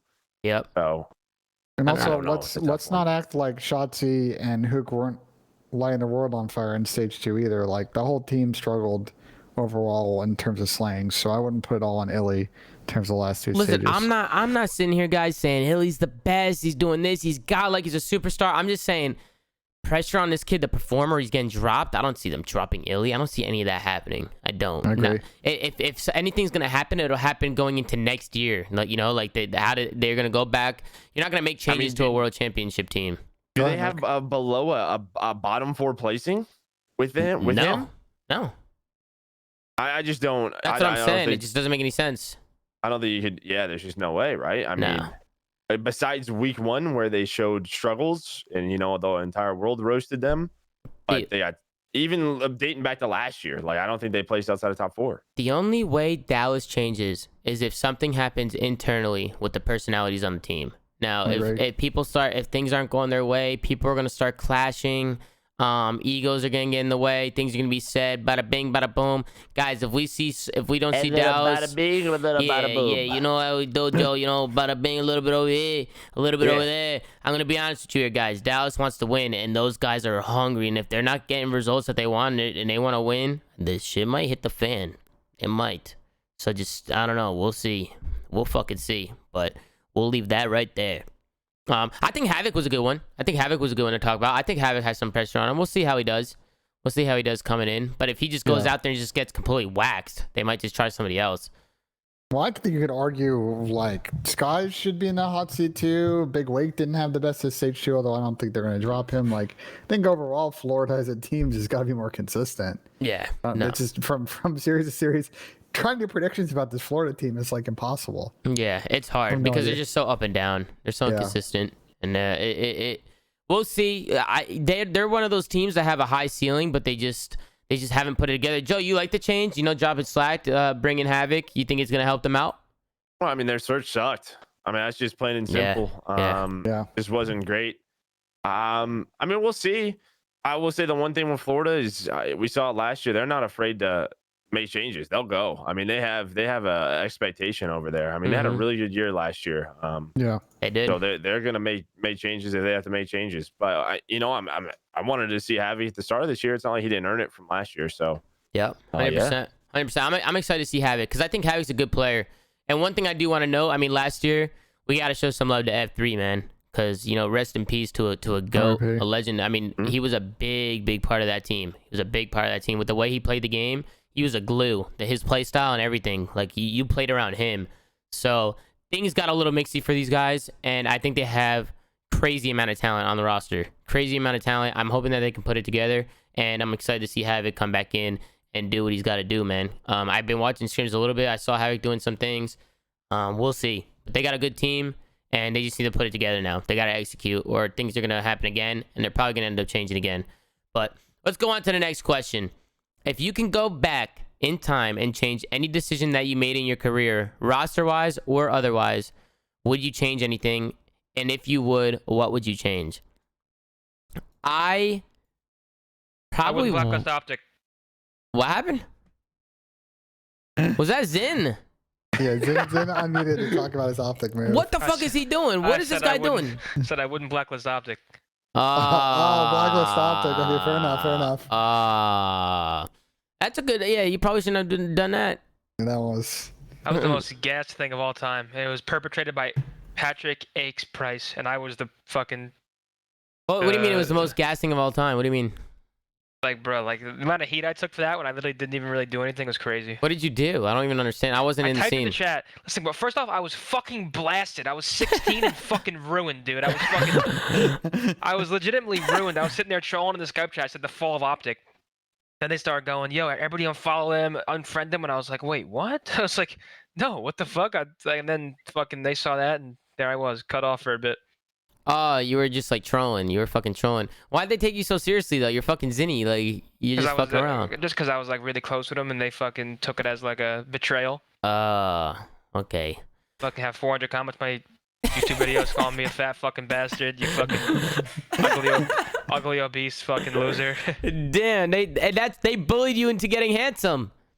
That's crazy. You guys fucking made Zinny handsome. But let's go back into the question. Joe, would you? All right, have a good day. User disconnected Joe, from would your you have channel. changed anything? 100%. Yeah. I mean, I think every player would. Yeah. I mean, the big one for me is obviously that NV team going in AW. Yeah, that was a big one for me. We would have played with. Well, I would have played with. Formal, Crim and Damon. That's the easiest one. Yeah. No doubt about it. And I just would not have moved. I just would not have moved from my denial team. I would have stayed. I think I shouldn't have went to Envy, but I feel like that also getting the fuck off denial was huge for me. That's why I wasn't even, bro. It was huge. That was one of those teams where I loved my team, but I hated denial. I wanted to get the fuck up out of there as quick as possible. They're pretty fugazi org. They still owe me a fucking Rolex, you motherfuckers. I want my Rolex. I want it. They told me if I win an event, they'll buy me a Rolex watch. We won an event. They didn't think we were gonna win an event. They started giving us $100 a month. They said, "Go out, do what you could do. If you guys win an event," no, he said it to me. So if you win an event, I'll give you a Rolex. I said, "You sure? You want to do that? All right, bet." We went out there. We did what we had to do. I still haven't gotten it. Still haven't received it. I haven't seen that guy in a while. That guy used to go to the same gym as me, and I would see him every now and then. I'd just give him the stink eye. Yeah, give him the fucking eye. I give him the fucking stink eye. Next time you see him, Joe. I haven't seen him in years. He's like off of social media. He's gone now. I haven't seen him in years. He's probably gone, well, dude. If you happen to see him, bump into him for me. He's got your money. Tommy's spending it at some fucking buffet. He bought a Rolex for himself. This fucking asshole. He also sold the org to another guy who then frauded a bunch of people as well and then dipped. So listen, man, if you do happen to see him, Joe, bump into him and be like, "You owe my fucking guy a Rolex, you piece of shit." Then spit on his shoes. I might not do that. I might. Yeah, we'll keep it PG-13. Yeah, we'll see. That fucking guy. We'll let him rock. We'll let the fucking guy rock. But yeah, I guess to answer your question, guys, is every player probably has like a point in their career where they probably wouldn't have done something. But user was moved at the to same your channel. time, we're happy to be where we are. Like Joe has had a great career. I've had a great career. We also got Hey man, I would have loved to see that one, but yeah, I know what you mean. we got another special guest here. Is this another special guest? Is this who I think it is? Hello. It is James Crowder, ladies and gentlemen. Head coach to my left of baseball. We get a router in the chat. Let's get a router. Chris, now that you're in here, would you have changed anything in your career? No. I was thinking of saying no too, just because. Wait, is that what we're talking about right now? Yeah, it's a question on the Reddit. Would you have changed anything in your career? Dude, Alex in the chat, he said we're scrimming. Yeah, I'm watching, motherfucker. I'm watching. Clearly they are too. Link me. Clearly they are too. If Yeah, I RC's got is you, in Joe. here, I saw Sip in you. here before too. I saw these guys in here. Yeah, I they're, got they're, you. they're Yeah, double screening and I'll be watching, Alec. I'll be watching. I'll be writing notes, mother trucker. They're sitting in the lobby right now, bro. Yeah, let me get a link No, so it's too. fronting. Okay. Would you want to just throw the link up on like the screen here? Yeah, chat. What you want to see? You want to see Atlanta Face team screen? Put some fucking Atlanta Face team screens on the He map. said show the stream. Bet. Link it. You guys are gonna get an exclusive look at behind the scenes Atlanta Face. They're literally sitting in a lobby. doing nothing. We'll still answer some questions, bro, as you guys watch the screens, if they let us. But if not, we're not doing that. Nah, I don't have like a real stream right now. How the hell does Vivid get benched? I also think it'll be hard to see this LAG roster picking up a young gun. Have you guys talked about this yet? We did. Right? We talked about it. Okay, what were your thoughts? Sorry, I missed it. I gotta hear some thoughts. There's gotta be something else going on there. Yeah, something else, right? Something's going you think on. He benched himself? I don't think he wouldn't be that dumb, would he?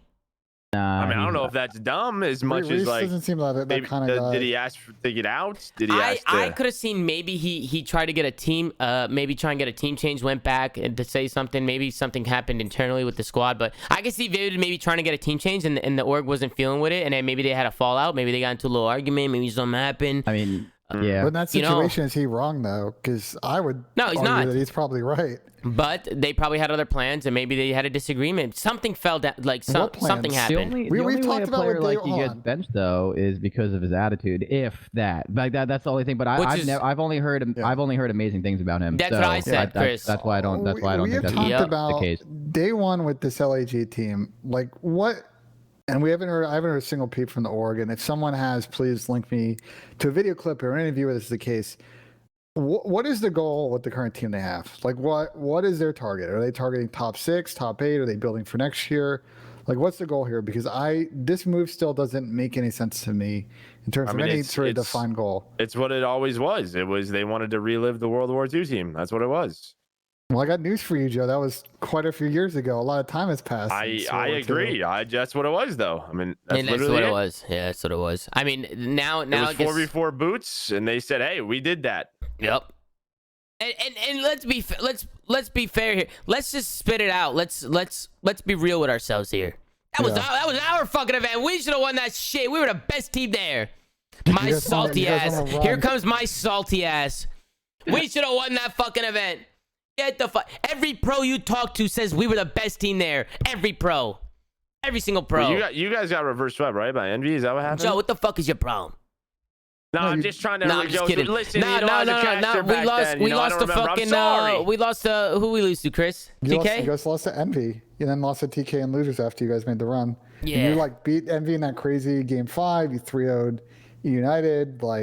And then just that tough game 5 against TK. Like you guys could have won that map. I was pretty confident going in that winners final. I thought we had the event. If we beat TK, we won. And you're squaring up against EG. The map set was primo for you guys. Oh no, we beat EG on a map in scrims just hip firing. But right before that event, we said, "Yo, these guys are ass hip fire." We started running around hip firing. We beat these guys hip firing only on a flat tower CTF. Chris, you did that? Oh yeah, Chris was involved. Chris, you're doing that, and now you're the coach, huh? Yeah. Chris was involved. I was encouraging. I was watching Preston, bro. Priest was running around the map, just not even in. I was like, bro, at this point, you might as well not do it for the whole map and see what happens. I'm pretty sure Chris was the one who made the fucking call. The automatic innocent. He might have made the call. He said, "I'm just definitely a Chris call." He said, "I'm not leaving, bro. I'm fucking hip fire." Bro, fuck it. I'm not trolling. Have you guys ever played Black Tower CTF more than twice in one day, bro? It's time to fucking hit fire. Dude, and the thing was too, it was like at the end of the scrim, right? Like we're on the CTS, we already played all the other game modes and stuff. I think it was one of the last maps, and we were just we had smoked them every map, and we're just fuck it. We start hip firing, we're not even trying. We literally beat them with fucking him, bro. I'm telling you, EG had no fucking chance against us, no chance. All we need to do was get by TK, and that was the team where we battled hard against all year. Us and TK, that was the battle. But fuck, that would have been a big one. Dude, they let us down, man. After they beat us. Yep, they let us down. They let us fucking down.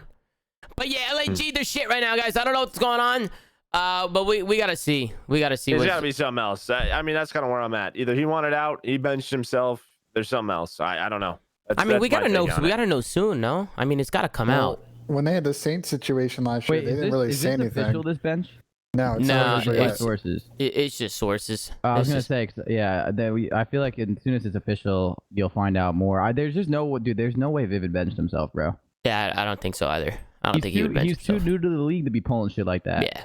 No, he's not. I don't disagree, but you don't know what's been going on. I mean, it could be one of those agree, things. but everyone that I've I don't know him personally, but everybody that I've known that is like either teamed with him or just knows like more about him has just really said like he's like a super nice kid. Yeah. So I don't know, like maybe the only thing I could see I guess with them is their play styles definitely were not on the same. Like I'm pretty sure like Vivid is the first one in every single time kind of thing, and like maybe he like complained about something like that, and they were like, well, this is not how we play over here. I have no fucking idea, but I refuse to believe he just said like, fuck it, I just got into the league last year, I'm benching myself. That's just dumb. Tommy, if you want to pull up, so I tweeted about this last night, and someone sent me this screenshot from Breaking Point, and like I then looked at all the teams when I saw this number because I was mind blown.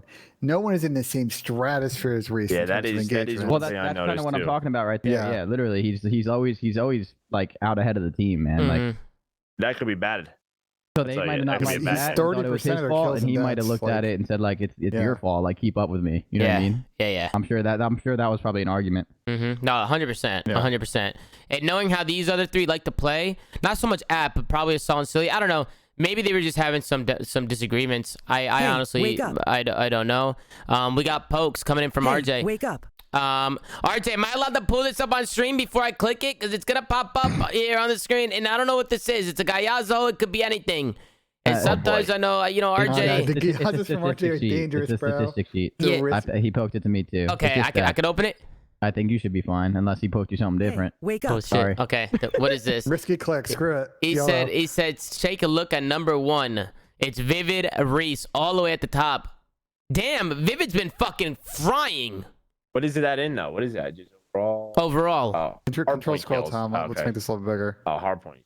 Got it. How's that? That's pretty good. That looks pretty good. That's nice and big. That big enough for you, Ben. You got your glasses on? That's good. All right. Fucking Vivid Reese. Glasses on. Fucking Vivid Reese, man. He's doing his thing. He's doing his thing. Scroll down. Where's the rest of his team here? I don't know. Let's take a look. Assault's down here. Taking a while. Yeah, Assault's a little way over here. You got Silly down here. How the fuck do I scroll down? I mean, not That's great. all I got to screenshot.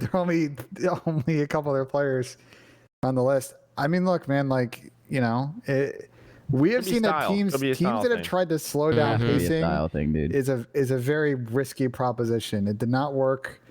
It has not worked for Minnesota in back-to-back years, and when Minnesota got faster, it worked out for them. So I hope it's not a decision on pacing, because I would wake up. think that you'd want to go in the other direction based on past history. But I'm getting another poke coming in from Atlanta RJ. What is this? This guy has stats on deck, ladies and gentlemen. Where's he getting these things from? So there's a shout out Breaking Point for these. I can tell by the. Let's get a W RJ in the chat. Let's get a W RJ in the chat, man. Show this fucking guy some love. Yeah, RJ. Okay, so he's up there with a couple of goats here. Yeah, man. He's up there with a BZ and Simp. TJ. Plays up high in the list. That's interesting. Nah, Vivid's good, man. Vivid's really fucking good. But isn't the Control the one where he really stands out, though, pacing-wise, too? Or is it only Hardpoint? Probably. Let me take. I'm gonna find it. It's probably all of them. He probably stands out in all of them. Go to Breaking Point GG and go to like team stats and pull up. Yeah, I mean Control. He's up like 5 to 8. Breaking Point GG. Breakingpoint.gg, and then go like to stats and go to team stats and then go to the LAG section. Stats, team stats. Right. This is good shit. Did you guys know this is available? Yeah. Always. I use it every match. I like that. Shout out to the Breaking Point staff. This website's fantastic. This is lit. Okay. You're gonna need to zoom in a little bit so that the folks at home can see. I did. Let's take a look. What are we looking at here? Control? Well, I mean, Control again. Kills per 10 minutes. He's at 21. Then the rest of them are 16, 18, and 19. Well, even engagements, though, like 43 to 35. Maron! His fucking engagements are nowhere near his teammates. Not great when your other sub players averaging 16 kills per 10 and a .82. So like there's some chemistry issues going on here, but I don't even beyond that, if Reese is playing too fast, they've got to figure out how to play up around him and not kick him out. Yeah, I agree. Try to work it backwards. Like it's just, the playing slower is never the answer, right? Think about it like in a hard point, right?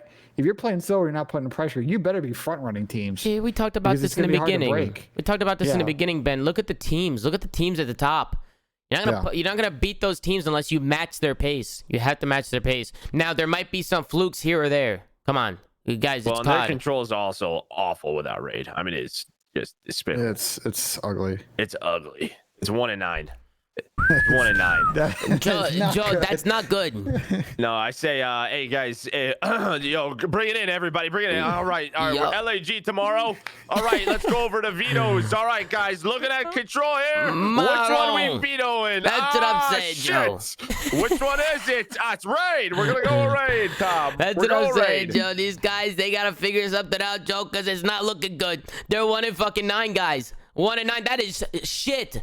That is horse fucking shit. And I'm not talking those. You ever see a horse take a shit? One of those big fucking shits. Like, I had to do community service one time because I got arrested. I had to pick up horse shit for 2 weeks, guys. And this is not no little pebble shit. It's crazy. But let's move on. I think LAG's got heard enough today, guys. I think they've heard enough. But let's move on to the next question. Who's the hardest player you guys ever had to fucking shoot against? Oh, you guys, we got a lot of former pros in here. We got Merc, we got Crowder, aka Replays. Let them know.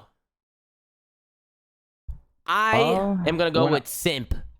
Yeah, I didn't compete against Simp. Yeah, me neither. This fucking guy was hard. He's a hard kill. I'm glad that I've never played against that little fuck, bro. He was a hard fucking kill. He was a hard kill. Koreans in the morning, no, Chris, those guys are hard to shoot, but yeah. Yeah, they're not easy.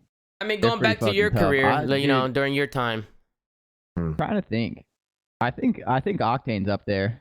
When I before I retired, it would have been the Octane, but after I retired and ran an AR with our team, it was definitely Octane. And then before my retirement, probably Huke. Yeah, Huke was another one, bro. Huke is definitely a fucking another one. That guy's good. Yeah. That guy's fucking good. Before retirement, definitely Huke. After retirement, definitely Sam. Octane was tough. Yeah, what about you, Joe?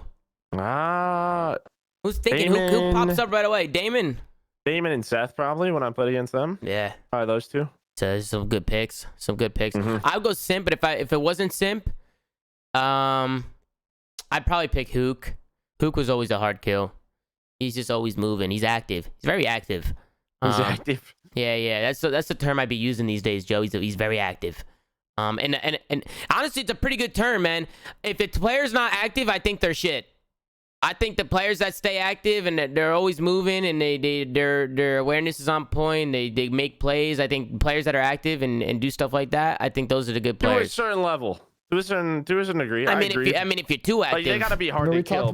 We talked about Dylan earlier in the show. That's a little too active. Okay, Dylan, you might need a melatonin before you play. We talked about this, but you know, yeah, like you gotta be hard to kill, but you also can't do dumb challenges. I think it's more. Yeah. I just don't want to. I hate when players are just so inactive. They just don't do anything. They just fucking. Well, you know my theory, bro. It's easier to be inactive. And it's easier to be active and then like slow down a little bit, like if you're too active going on the map. Yeah. But I think it's way harder for people that are inactive to speed up. I agree. I agree. Like, so a certain amount of speed is necessary to win, like what Joe said, but you also can't get too wild because then you lose your team's games like a dumbass. So there's 100%. Obviously a in between there, but for sure. Yeah. No, 100%. Then we move on to the next one. Like 2 more questions, T. I'm down. This one, I have a feeling me and Crowder might answer the same here, but we'll see. What was the lowest point of your COD career, and how did you recover / bounce back from that time? Chris, are we gonna agree here on the same one? No, we're not. We're actually not. I was gonna say I have a feeling you might have something else in the books, but I'm not sure. But for me, is when we didn't qualify for the league. That was mine. So that's not mine because around that time anyway, I was probably gonna end up retiring like rather quickly, even if we made it to the league. So that wasn't like it was a big deal. Obviously we went really hard and didn't do it, but like I wouldn't say that was rock bottom considering like I was probably gonna retire there pretty soon. Yeah, I would say, dude, I think the lowest point of my career, at a point where I thought we were like I was just fucked, was during AW when we went denial and envy. We did the roster change when you guys joined envy. Oh yeah. And you left me with fucking attach. I'm sorry. I regretted it. And we got Joe in here too. He was a part of there. I joined Joe's team. I just didn't enjoy it, man. I obviously fucked up. We were just talking about that in the beginning. I mean, I understand why it happened, but like, bro, when that happened, I remember laying on the couch, bro, and just being like, I just don't know who me and Dylan are gonna team with. Let alone, I don't even know if Dylan's gonna team with me. Yeah, you know what I mean, yeah. I was like, oh fuck. Yeah. And then, yeah, the bounce back was winning champ, so that felt good. Yeah. But like, yeah, that was probably the weirdest time I've ever felt in my career where I thought I was genuinely screwed. Yo, low key, you know what it was? You know what it was? I chased colors. I chased the colors, guys. I was a fucking. But look, I'm gonna give you the benefit of the doubt. The Nile fucking sucked. They sucked, and Like, I got the fuck out of there, and I had a team like Envy there, and I'm like, yeah, I'm young, dude, and I'm the like, wow, prestige of Envy. Envy. You got Joe on the team. You're gonna be, there's a lot of things going over there. Yeah, I mean, dude, listen, I had this discussion too, because like what we talked about, like me joining that Envy team with like Krim and Damon, and that almost happened. Like, the fact is nobody knew the change that AW was going to be. I mean, we literally went from from Ghost to AW. I know, it's crazy. I was literally loading into Search and Destroys, Tom, throwing fucking smokes, okay? When did you ever see a smoke ever? Yeah, like, no, what? It was bad. Like, it was bad. we just had such a different mindset. Yeah, we did. It was within 6 months, all of that changed. Everyone's like, what do you need to do that? Just trade, fly. Yeah. Just fly. Yeah.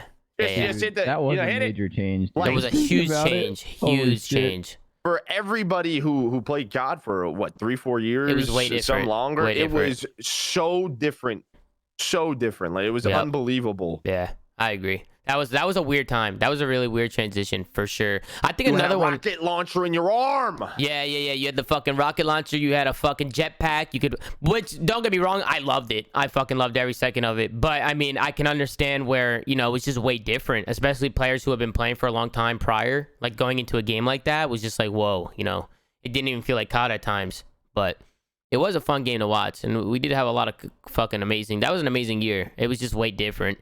One thing that I fucking keep thinking of is also the IW year with my hand. That was really bad. That was probably the worst for me mentally. Mentally, that was definitely the worst.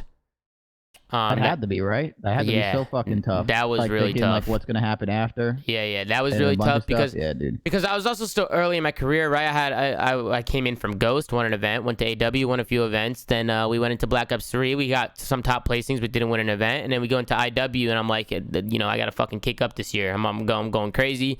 Fucking, we win PSX, not big or anything, but I was playing really well. We win PSX. I was feeling like myself, playing good, and then I got this whole injury, and I wake up one day, and I can't move my fucking thumb. I just can't move it. And that was really stressful, especially when every fucking doctor I went to told me there's nothing wrong with you. He said there's nothing wrong with you. Whatever. Go do this. I had to fly all the way home from Texas to fucking Jersey and go to some specialist, and they had to check my nerves and all this kind of crazy shit until eventually we figured it out. But that was stressful. What about you, Ben? Any times, in your COD career where you had to bounce back, where things weren't looking too good? Probably when you guys didn't qualify, because then I had to figure out after that what we're going to do with everybody in the roster. Interestingly, like, and I don't mind saying this, and Eric probably doesn't care, but we actually ended up making money from that year because of all the incentives on the deals we made, and we got everybody in situations that were good. We managed to get the Red Reserve guys, Matty and Trey, aka Scraps and Zero on the team. We had the FC Black guys. These guys made money off our downfall, Chris. You believe this shit? Ben's focused on the Bills. Yeah, what are you gonna do? This fucking guy. Could I get a lid in the chat, bro? All the transfer fees after it's a good the play, season was honestly. over. We had a good pivot, but we made the best. We made the best of a shitty situation. Got Crowder and Priest off to Honor Thieves. We got attached on a loan.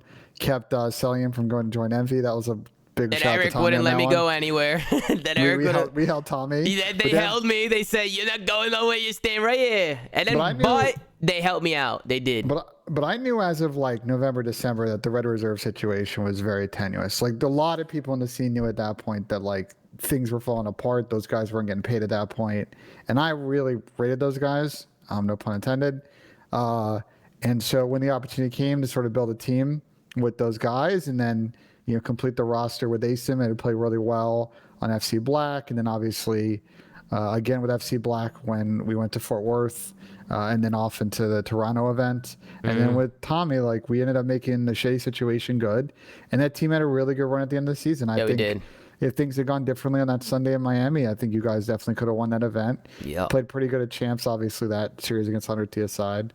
Yeah, that so, sucked. I think at the end of the day, like, made good of a situation. And I also thought that you guys did a good job developing Celium. I mean, bro, like MC had like never traveled before you joined that team. Like all that stuff was new experiences. Different guy, right? Different person. He's a different person now. He man. really is. From the Celium first is day, way different. I saw him when he walked in the first day, and we first met each other for the first time until now, bro.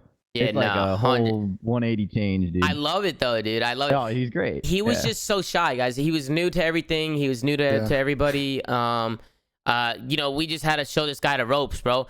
I was kind of now his he's dad. fucking out of control. But Ben, remember he used to now he's just fucking he used to crazy. follow me everywhere, Ben. Remember he used to follow me everywhere. It was you and Scraps. I got to give you both credit. Did a really good job. Yeah, Matty did a good job too. Trey did a good job too as well, and RJ, who I know is in the chat, also helped out as well. Everybody pitched in on the team and helped, teaching the ropes on what it takes to be a pro player.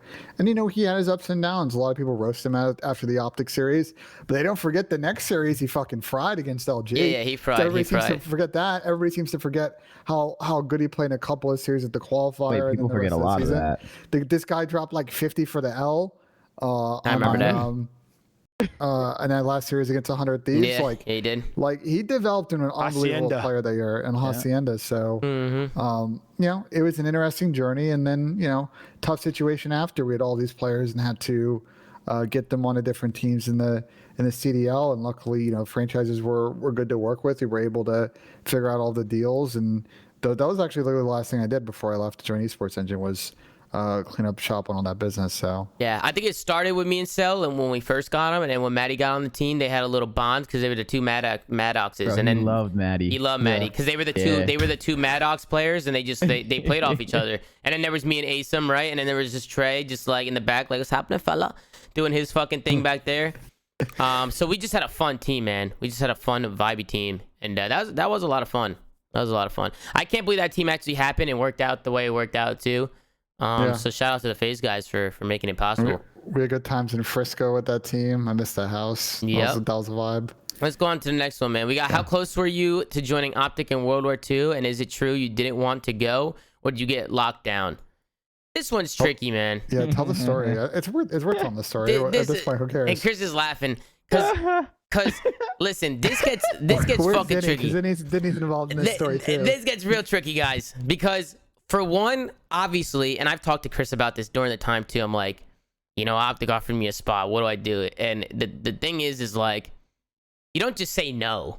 Wait, I said yeah. I said get the fuck off the team. Chris said yeah. Chris said just go. This just is like fucking right go. Seattle, I said right? I said you're fucking crazy. Yeah. He said just go, whatever.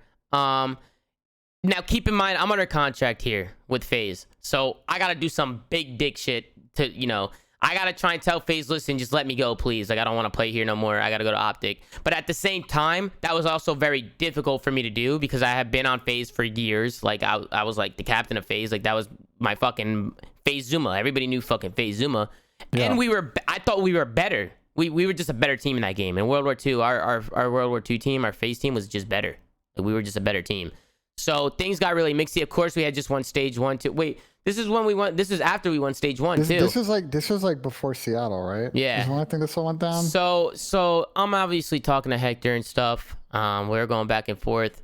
They wanted me to come on, and I was interested. I definitely was interested, and I had to go meet with FaZe. First of all, FaZe wouldn't even talk on the phone with me. I had to drive to New York City. There's this guy, Sebastian, not Seabass, guys, another Sebastian. You know him, Chris, right? Sebastian. He's a crazy fuck, guys. This guy was a crazy fuck. No longer with FaZe. No longer with FaZe. That's a whole nother story. But he said he was just some fucking Norwegian guy, and he was like, listen, like, you gotta meet me in person. Like, you gotta meet me in person. I'm not talking to you over the phone. This and that. I'm under contract. Keep in mind. So I'm like, this guy was trying to get you shook, bro. Oh, he was trying to get you in the room, in the boardroom. So keep in mind, Joe. I'm making $7,500 a month, 7.5K. Oh my gosh! That was good money. That was good money in the cut team. Very good money. That was one of the highest guys. That was one of the highest salaries. I mean, I was up there. That like. Yeah. 7.5K a month was a lot of money. And then the next highest up were like people on Optic, right? I'm talking to Hector. I'm like, I'm going to meet with Sebastian, and I'm talking to Hector. I'm like, Hector, what do I do here? You know, what if they offer me something crazy? And Hector's like, Hector said to me, he said, if they offer you 20K a month, then take it, fuck it. But they're not gonna do that. Hector said that like that's not gonna happen. So like just like see what they say, see what they're willing to offer you or whatever, and just call me back. Like, but there's no way they offer you 20K. I didn't even think they were gonna. That was like the number that I was like, okay, if they go that high, then I'll probably have to stay. But at the same time, my decision wasn't made yet. I was just talking to them to see like what they say. And then I sat down with Sebastian. 5 seconds in, he goes, "Let's get straight to it. We'll give you 20K a month if you stay here." I brought my mom with me. I looked at my mom, and my mom looked at me. A hard negotiator, by the way. Me and my mom were just like, "What do you mean 20K a month? You gonna give me 20K a month to stay here?" He goes, "Yeah, we'll write you a contract. We'll get it done." I said, "I want it guaranteed. Done. Guaranteed. Done." All right. I want it to be like a 2-3 year done. Like just done. I was like, I bet. Porter's texting me. And I drove all the way from here for this. Yeah, you were talking over the phone. Porter's texting me, calling me, "What's going on?" Porter, my whole phone's blown up. I'm looking at him, tell me 20K. I'm looking down at Porter, 20K. Porter, 20K. Porter. I'm like, I say, you know, it sounds pretty good, Seb. And Hector even said, he was like, if they give you, bro. And the thing is too, is he also told me, take it or leave it. If you get up from this table, like I don't want no bullshit around. We'll give you 20K a month, but like, you know, you got to make the decision now. Like, don't go think about this. Like this, you know. I said, all right, it's Take done. it or leave her. Yeah, done. What am I supposed to do? I said it's done, and then at the same time, I was also still very happy because yeah, you know, the contract was nice, but I also thought our FaZe team was better. I saw more opportunity elsewhere, and obviously FaZe showed me even better of an opportunity. You know what I'm saying? So, FaZe and Optic are the big dogs, I remember man. the phone call after that when you called and said you were staying. Oh my God. Hold on. There's another part to this. Part to this story. There's another part to this, though. There's another part. Yeah, so Sebastian says 20. No. There's more. Okay. Sebastian says 20K. Take it or leave it. I said I'm not signing that. And he said, "What do you mean you're not signing? It's a lot of money." I said, "Yeah, but now I'm making way more than my teammates. Like my teammates got to get more money. Like if I join for 20K a month, that's way too. I'm making way too much more. The rest of the guys deserve more money. So if you're gonna give me a raise, we all deserve raises because there's teams on, you know, a team like Optic, they were all getting paid a lot of cash. So I said, listen, I'm not gonna be making 20K a month when some of these guys are on my team." So then everybody, he said, "What's the highest salary like in COD right now? Who's got the highest salary?" I'm like, "I'm pretty sure Optic. I'm pretty sure they're around like 10 to 12. He goes, "All right, I'll get the whole team 10K a month. I'll get the whole team 10K. I was like, "Deal. You got yourself a deal. Got everybody a fucking fat raise. I got a fat raise. We go back, stage 1 champions. We should have been fucking world champions. Guys, we should have been world champs. We should have been world champs. I'm telling you, we should have been." And I also felt really bad because I had the team in limbo for fucking weeks, and they're talking to Zinni and shit. Zinni got kind of screwed. So people don't know how. I felt bad, people always but ask how Zinni ends up on Optic, right? Because the Rise team falls apart after they lose at stage 1 playoffs. So they're like, "Zen, we'll see you later." So then as part of all of this mechanic, the buyout of you going to Optic, is Zen would go in the other direction. But then that didn't happen. So now Zin's in like limbo, and he ends up on TK, right, for like one event, if I remember correctly, right? Zinni was everywhere. This guy's everywhere, bro. With TK, and then he's ending up on Optic, bro. Like, my God. It was the weird. Maybe this was after Seattle, Tom. No, yeah, he won Seattle, didn't he? No, they didn't win. They didn't win. No, they won Seattle. No, TK did Rise win Seattle? Rise won Seattle, but not with Zinni. That was with. That was with Flasher. That was because they got shit on with Flasher in the. That was from like losing 2 or something. But then they made that run. So this is what people were saying. People were like, "How the hell was Zin on Optic?" They got Zin to trade for me. Was that not what happened? And then that fell apart because they didn't expect everything that was offered to me, and then that fell apart. And then Zinni was stuck on Optic. And then they were like, "Fuck it, we're gonna play with." They ended up playing with Zinni because, guys, there was really no one else. There wasn't many players that they wanted to play with, you know, like top caliber players that they really wanted to play with. If I remember the story correctly, was that Zinni played with TK, but TK hadn't agreed to a buyout with Rise. So then that's how Optic got in, because they basically said, yoink, TK, like we'll just get Zinni off of Rice since they still need that money. And TK got screwed, and that's how Ian ended up on TK. But they also thought Zinni was good. They knew if they had a play with Zinni, they weren't tripping. Like they liked Zinni. Like they thought he was good. It just in case things fell through, because they would have never done that if they knew they were 100%.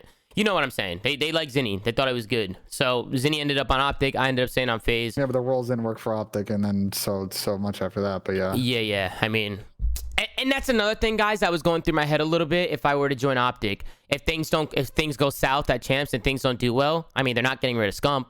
They're not getting rid of Crim6, I didn't think, right? You got some really fucking big names on there. I'm like, I might get scapegoated, you know? Where on FaZe, I have like some loyalty here, you know? So I was like, it was hard. As a player, you think about a lot of things. A lot of stuff runs through your mind. But I think we can end it there. I think it was a pretty good show. I really like when Chris and Joe come on. I'm going to be honest. Can you guys just start coming on every day, please? I just come hang out. Yeah, bro, coming out. Listen, man. Yeah, always come through, bro. I like when they come through, man. There's some good veteran just voices, man. You know what I'm saying? Can I answer that question? What was the lowest point of my career? Oh yeah, yeah, go ahead. I got smoked. Yeah. Oh,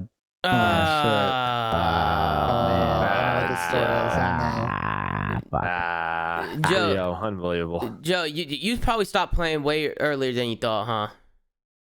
No. Really? You were done? You had time? Okay. Then I just thought in my mind that jetpacks were going away and I was screwed. So. Damn. Yeah. That sucks.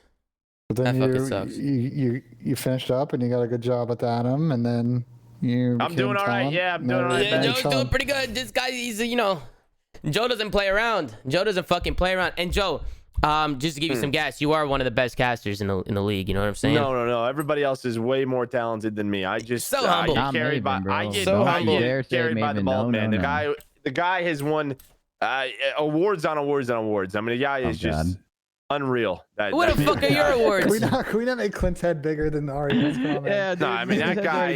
He's unreal. Damn. He's an unbelievable talent. No. You guys, not even close. But Maven, he thrives with you. Like he needs you. Maven needs you. You guys are the duo. You guys are the fucking duo, man. You guys are the duo. You guys, I just hang out. You need each other. You need each other, man. You guys need each other. You know what I'm saying? He's just asking me dumb things like, "What's that guy doing?" I'm like, "I don't know. I have no idea." Like, what is he doing? But that's what makes it so good, though. I'll figure it out. Why is that guy rotating over there? That's what makes it so good. That being said, apparently I'm going to see Joe's skills on the golf course this weekend. Oh, a little golf. But here's the thing, Ben. Yeah. And I were talking. It's Sunday morning. It's 35 degrees. I'm not going golfing in 35-degree weather. Oh, yeah, that sounds horrible. The weather looks kind of like. It looks like Joe, shit. it's supposed to snow tonight. What the fuck? Yeah, I know. What? It looks horrible. I'm so happy I'm in Dallas. I'm so happy I'm in Texas. Yeah, I hate the cold. I can't relate to that. Hate it. And what?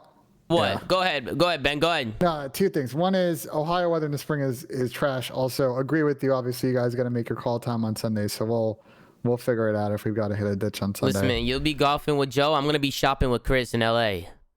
I'm going to LA. Bro? We're going shopping, bro. We're going shopping. I'm down. I need some new clothes. I need some new clothes, guys. I need some new fucking clothes. So we got some trips coming up, guys. I'm still gonna be pumping up the show, man. I'm doing Saturday and Sunday show. Yup.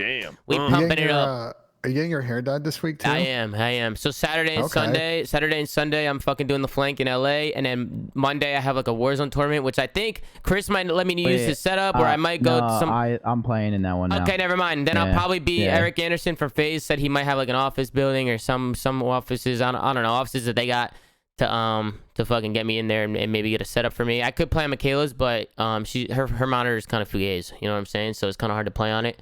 I might be able to play on Coles too if needed. Or Coles, yeah. I'll figure it out. And then I'm getting my hair dyed that night, Monday night, because obviously we hit the sub goal, and the goal was I got to dye my hair either like blonde or platinum or some shit. That's what you guys are saying. And yeah, we're doing a platinum blonde. So you're gonna look good. I'm a little scared, Joe. I'm a little scared. You want to know? I know it's 420 because these guys are in the chat are saying they want to see Miles and Maven Cash. Just go watch Whose Line Is It Anyway? Like those two idiots. Yeah, go fucking. What's fucking wrong with you guys? Oh, yeah, I got right that way. Oh, yeah, tell me about it. No bullshit. It would just be fucking crazy. It would just be fucking nuts. You guys wouldn't learn anything. Holy smokes. Wait, so those little bleeps that Mao does, he does it himself? He bleeps it out just himself? hits the button. He does it like Yeah. this. That's I'm pretty lit. sure it's That's like this, with the right? Go XLR? Yeah. Yeah, I gotta do that So I shit. know it's 420 now. Holy smokes. Well, thank you guys, man. Shout out to Merc. Shout out to Crowder for coming on the show. Make sure to go check them out on Twitch. Duffer's in, by the way. He was here for Yeah, 5 shout out to seconds. Methods. Go check them out on Twitch, man. Crowder's always streaming. Merc's always streaming. They're always having a good time. The Break Time boys, man. TP's always showing love. So is Maven coming in here donating some subs the other day. So shout out to the Break Time boys, man. And thank you again to fucking Benjay and Nassim Ben. It's always a pleasure. Always a pleasure, Tom. Excited to talk more COD on Thursday when the matches start. Yeah, we got a Safe lot of Series. matches coming up, guys. So the shows are going to be lit. Would love to have everybody else. So whoever wants to come on, come on. But thank you guys for watching. Make sure to like, comment, subscribe if you're watching on YouTube. Go check it out on Spotify and some other programs or whatever the fuck you want to call them. Ben's getting them on everything. We're getting it on everything. But thank you guys for watching, and we'll see you guys in the next one. Peace. Peace. User disconnected from your channel. Later. I'm gonna keep streaming too. Chris was insta out of here. Chris is done. He's fucking done. Yeah, he's gonna go talk to his team, bro. Yeah. He probably had to go talk to the guys. Yeah, he did. He just unmuted and joined in there. Joe, you're the fucking man, Joe. You know, I'm gonna be honest with you. I'm a big fan. I love you, Tom. I love you too, Joe. Thank you for coming on, bro. I just like hanging out. Yeah, whenever you want to hang out, just join and just be like, hey, what's up? Yeah, how you doing? I think during the week, Joe, we get some really crazy matches, man. You come on for the big ones. You know what I'm saying? Fucking maybe get a glass of wine or something, get a drink. A little rosé. Yeah, a little rosé or some shit.